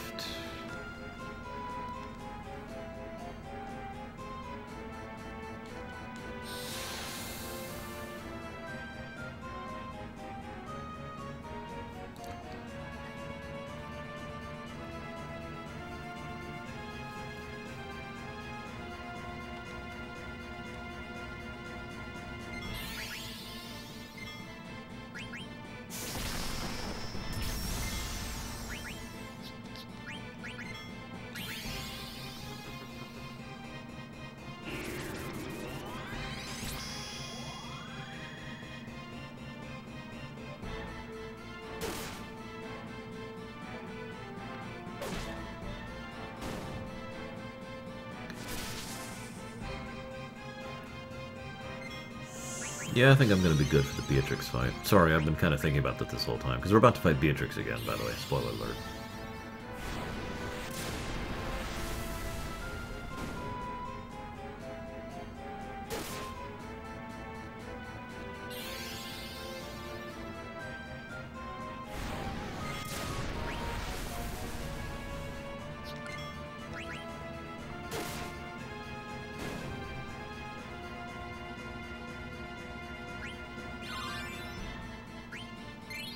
God, you can tell I was playing FF8 too much nearby. Because I keep thinking, damn, I'm leveling. And that's a bad thing. Okay.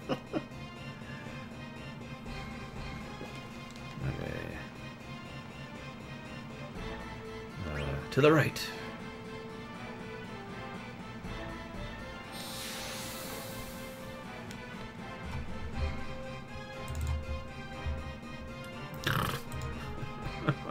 You and your weird cat thing, Bowman. So, one of the reasons I'm not talking about much of this section is, A, I don't have much to talk about. Like I said, most of this is rather self-explanatory. And I already mentioned the significant part about Beatrix. But... the other reason is I'm kind of saving it.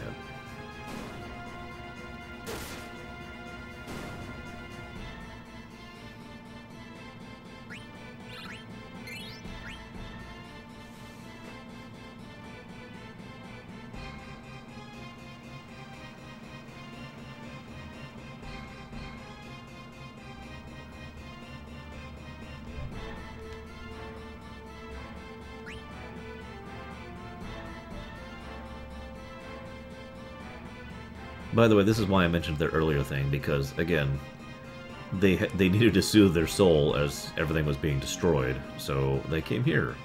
Because they didn't know what else to do, because these people have no experience whatsoever with fighting.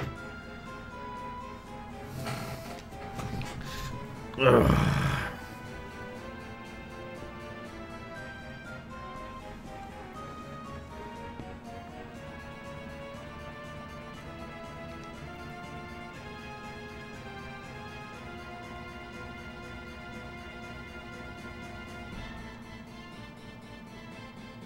Get into the cathedral, people. Please. Ah, crap.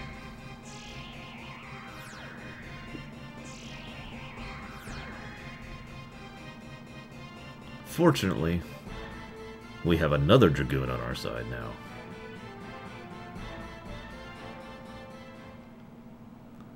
And that is Fratley.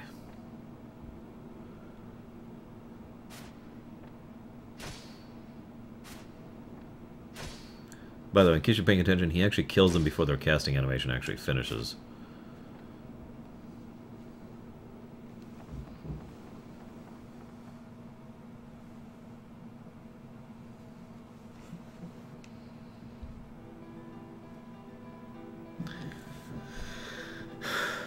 And of course, Freya is incredibly relieved at actually seeing Fratley. But...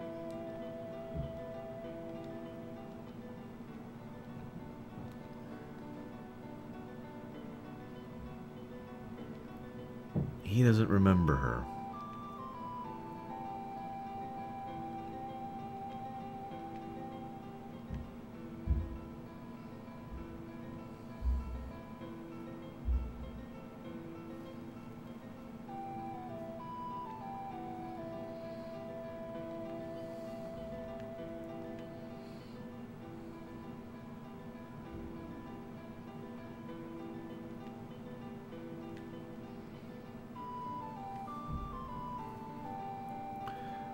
Kind of the weird thing, though, is that Freya is actually the one who tells them to stop.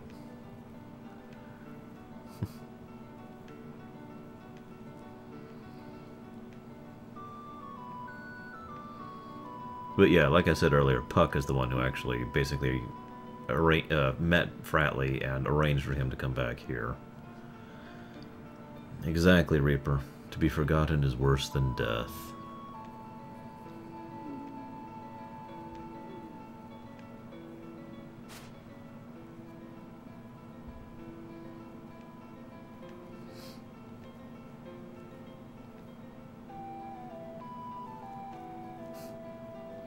Bye, Puck.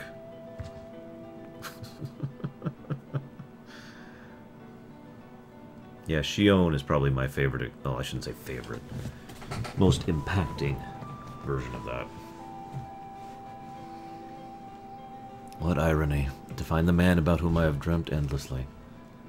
Only to discover he cannot even remember who I am.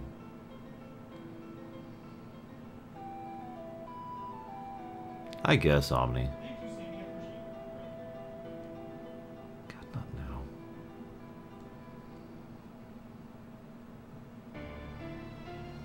Meanwhile...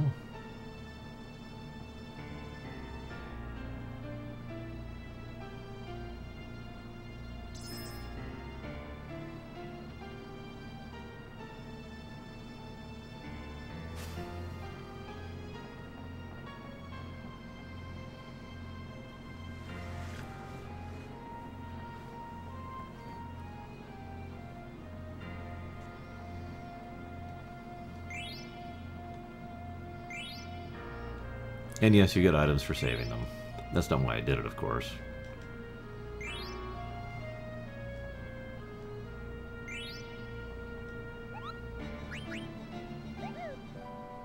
Well, we need to chase after Beatrix, but I'm sure she'll keep for the night. Yeah, well, okay, yeah, we're ready to go, we're ready to go.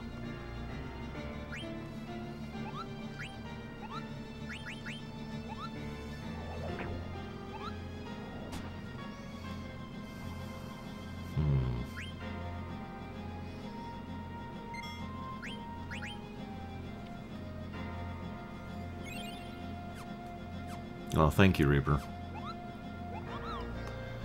I'll go ahead and try for the ice brand, but I'm not going to hold out for it.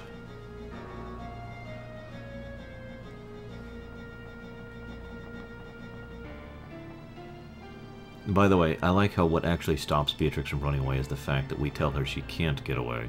And she immediately turns around like, oh, well. Let me show you exactly how this works.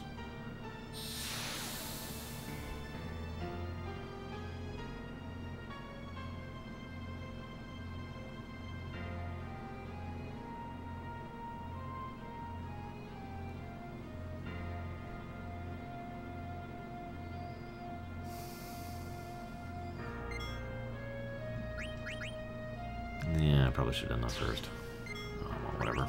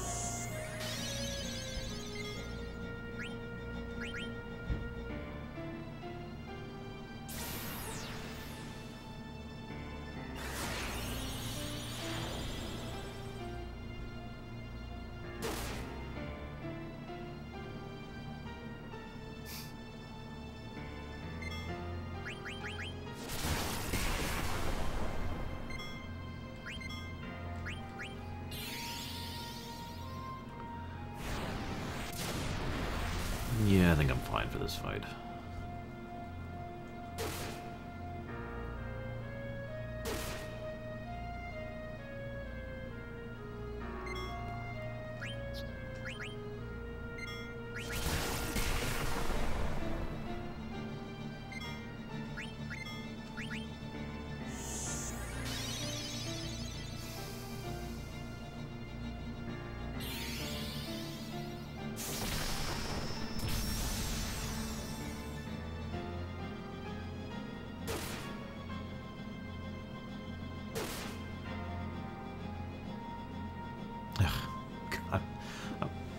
I don't care that much about getting the ice brand, which is good because I just failed to get it.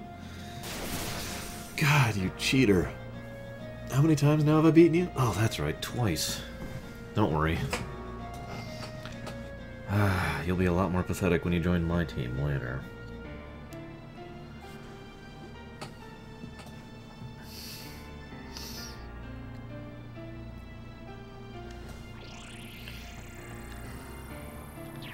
This is also interesting because it demonstrates that we can use the same teleportation technology that they're using, as Beatrix just demonstrated for us. And if she hadn't, let's just say this would work out a little bit differently.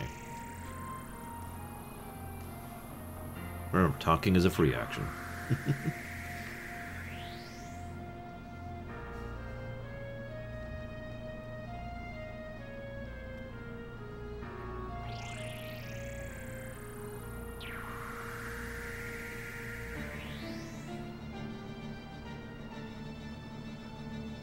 I kind of like this because Vivi actually nods at the guy. Like, okay, I'm ready. I almost feel like the Black Mage had some level of understanding. Very vague. Nothing sentient. Poor Kiana. Fortunately, he doesn't like heights.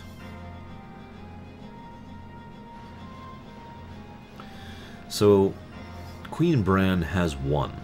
She has conquered Bermesia. She has conquered Clara. She has taken the stone she really wanted. She has slaughtered the defenders. She could lay full claim to this entire region without effort. But that's not enough for her greed. And the worst part is the only real reason she did this was as a test run. Just to see if it worked.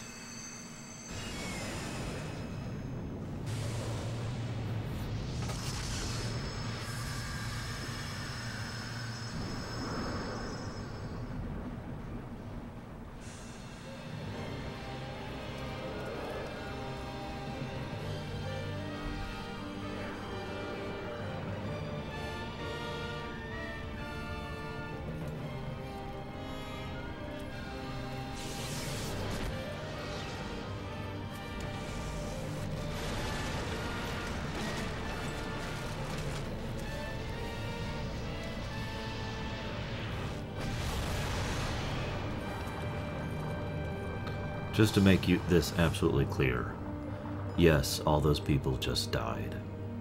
The king, all the people we saved, all the civilians, all the survivors and refugees from Bermesia are dead. Extinguished.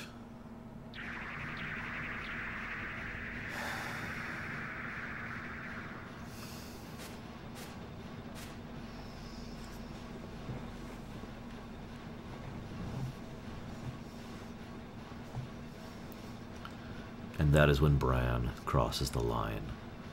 When she sees this incredible power at her disposal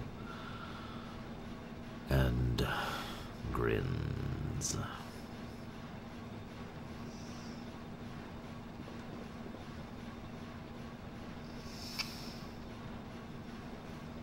Poor Freya.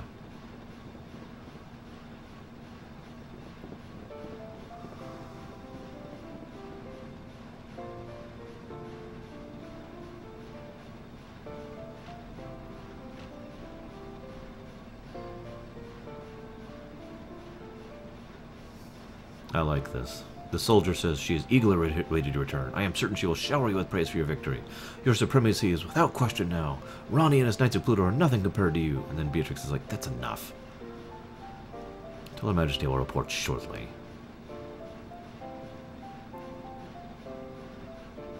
That was ridiculous. My troops alone would have been more than enough to take Clara. Why does the Queen insist on using black mages and eidolons? And again, that's that whole soldier who would rather use her forces rather than a nuke mentality.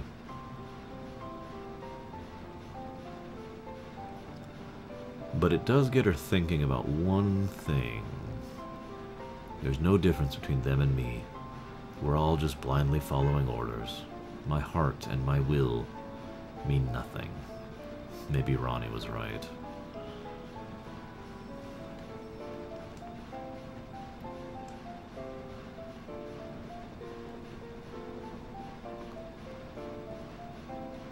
Yeah, pay attention, Arsh.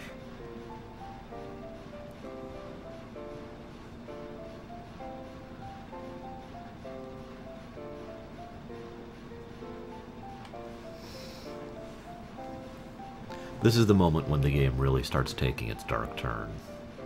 The invasion of Burmecia was cold and distant and just war. That was annihilation. That wasn't war. That wasn't battle. That was just meaningless, purposeless, pointless death. So she demands, she literally, I love, this is just so terrible. Beatrix, go find the last jewel. That's her order to her.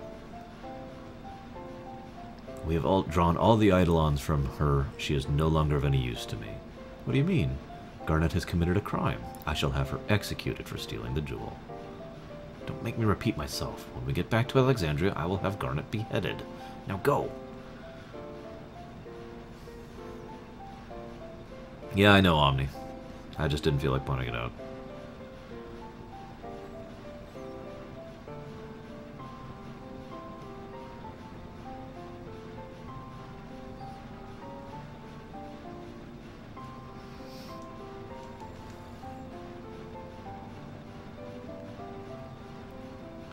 But yeah, this is the beginning when Beatrix actually gets fleshed out just a little bit in her characterization.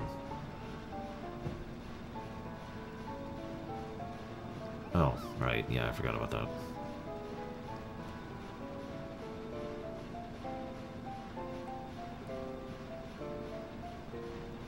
Yeah, come on. There we go. I have a letter for you.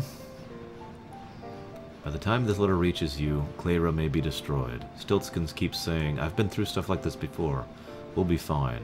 But what if it won't be okay this time? I like the idea that Stiltskin is actually a lot older than we think. Like, a lot older. And he's actually been through some of the wars. And yeah, this is a situation much worse than those wars.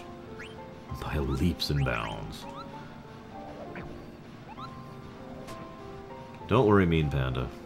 I'm gonna save her. Right after I fight a book.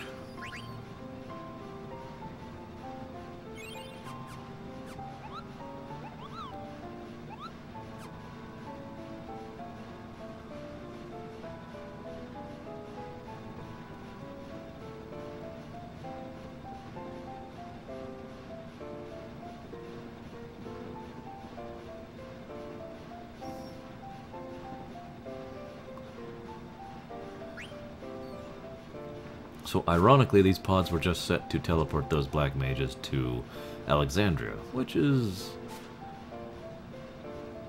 pretty worthwhile, I think. Pretty coincidental, but does make a degree of sense. After all, they need to prep for the ship invasion, which is about to happen. Oh, this is it. This is the scene that speedrunners hate. There's actually a very specific way to do this speedrunning. I actually don't know it.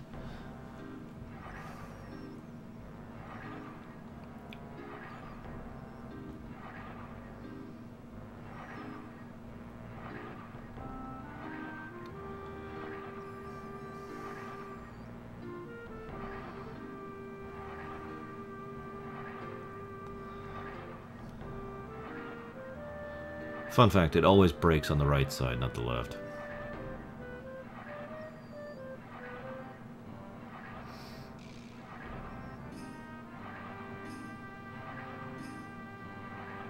Yeah, I didn't make it, damn it.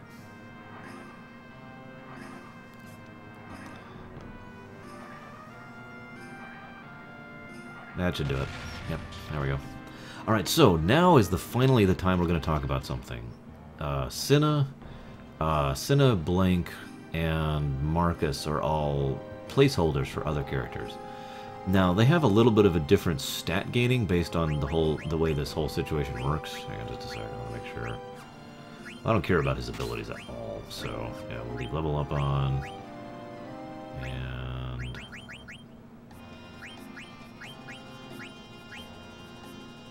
I'm going to take Maneater for this. Anyways, there is, however, a bug with regards to Marcus, because Marcus, his stats are junctioned, or whatever you want to call it, over to Aiko much later in the game. Now, the thing is, Marcus gains stats a lot better than Aiko does, and to a much more severe extent. So if you sit right here with the infinite enemies, which are about to happen, and just level for pretty much the whole game, Aiko will join the party at really, really high levels, to a point that it's actually kind of insane how good her levels are. She will be way stronger than everyone else.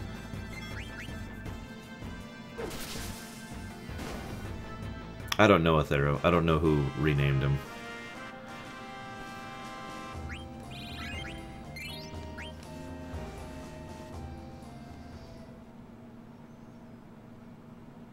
I like how you guys are talking about Star Wars over there, by the way.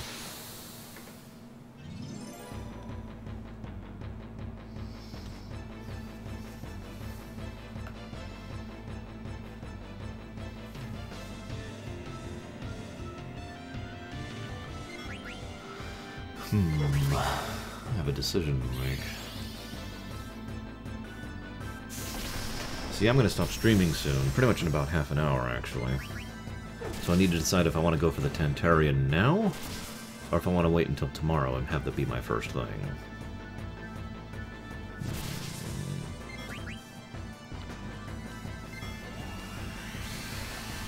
Let's go and update this.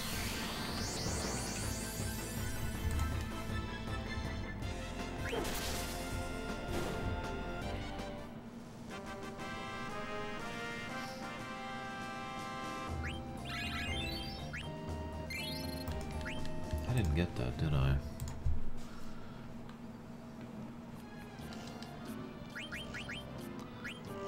No, I didn't. Why didn't I get the blood sword?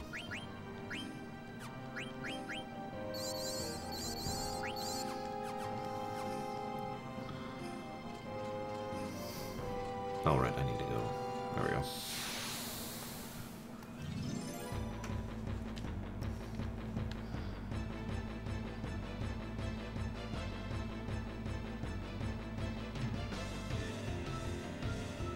I'm gonna go ahead and try it, Reaper, but I think I'm gonna go ahead and stop my stream now, actually. And get a little prepped for the Tantarian thing. At least I think... Actually, that doesn't make sense. I think it says that won't work, will it? Shoot.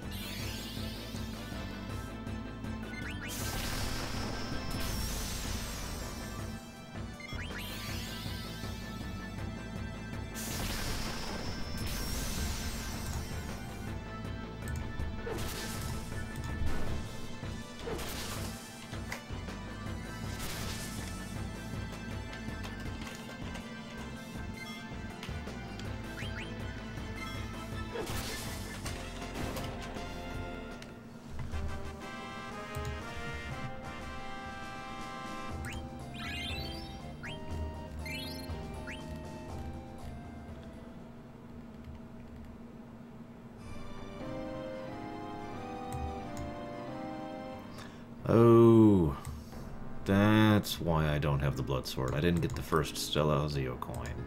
That's why I normally have it in this section. Duh.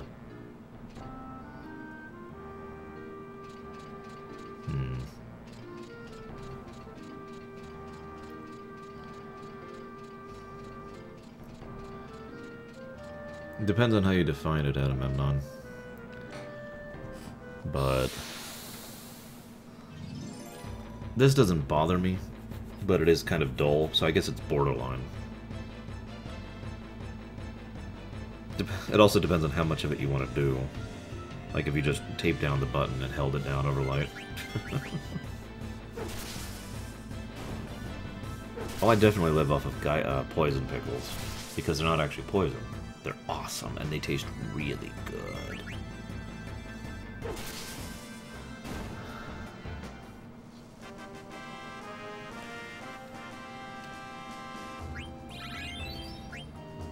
By the way, this is pretty good axe, admittedly.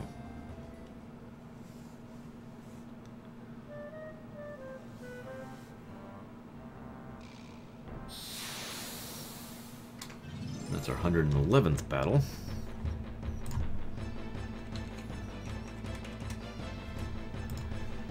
God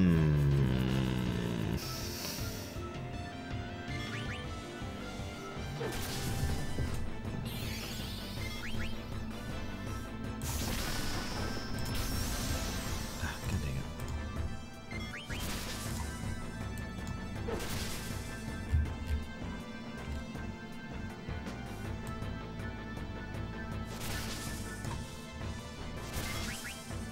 Oh crap.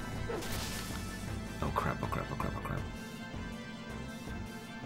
God, I look away from my screen for like 3 seconds.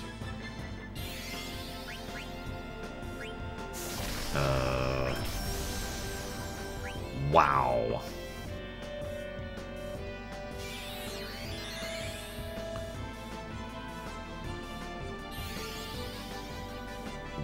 Okay. Nope. Whatever. We'll be starting the stream again tomorrow, apparently. Because of that. God, I look away from my screen for 3 friggin' seconds as I'm looking something up. Whatever. I will see you guys tomorrow at the usual time. 11 a.m. EST.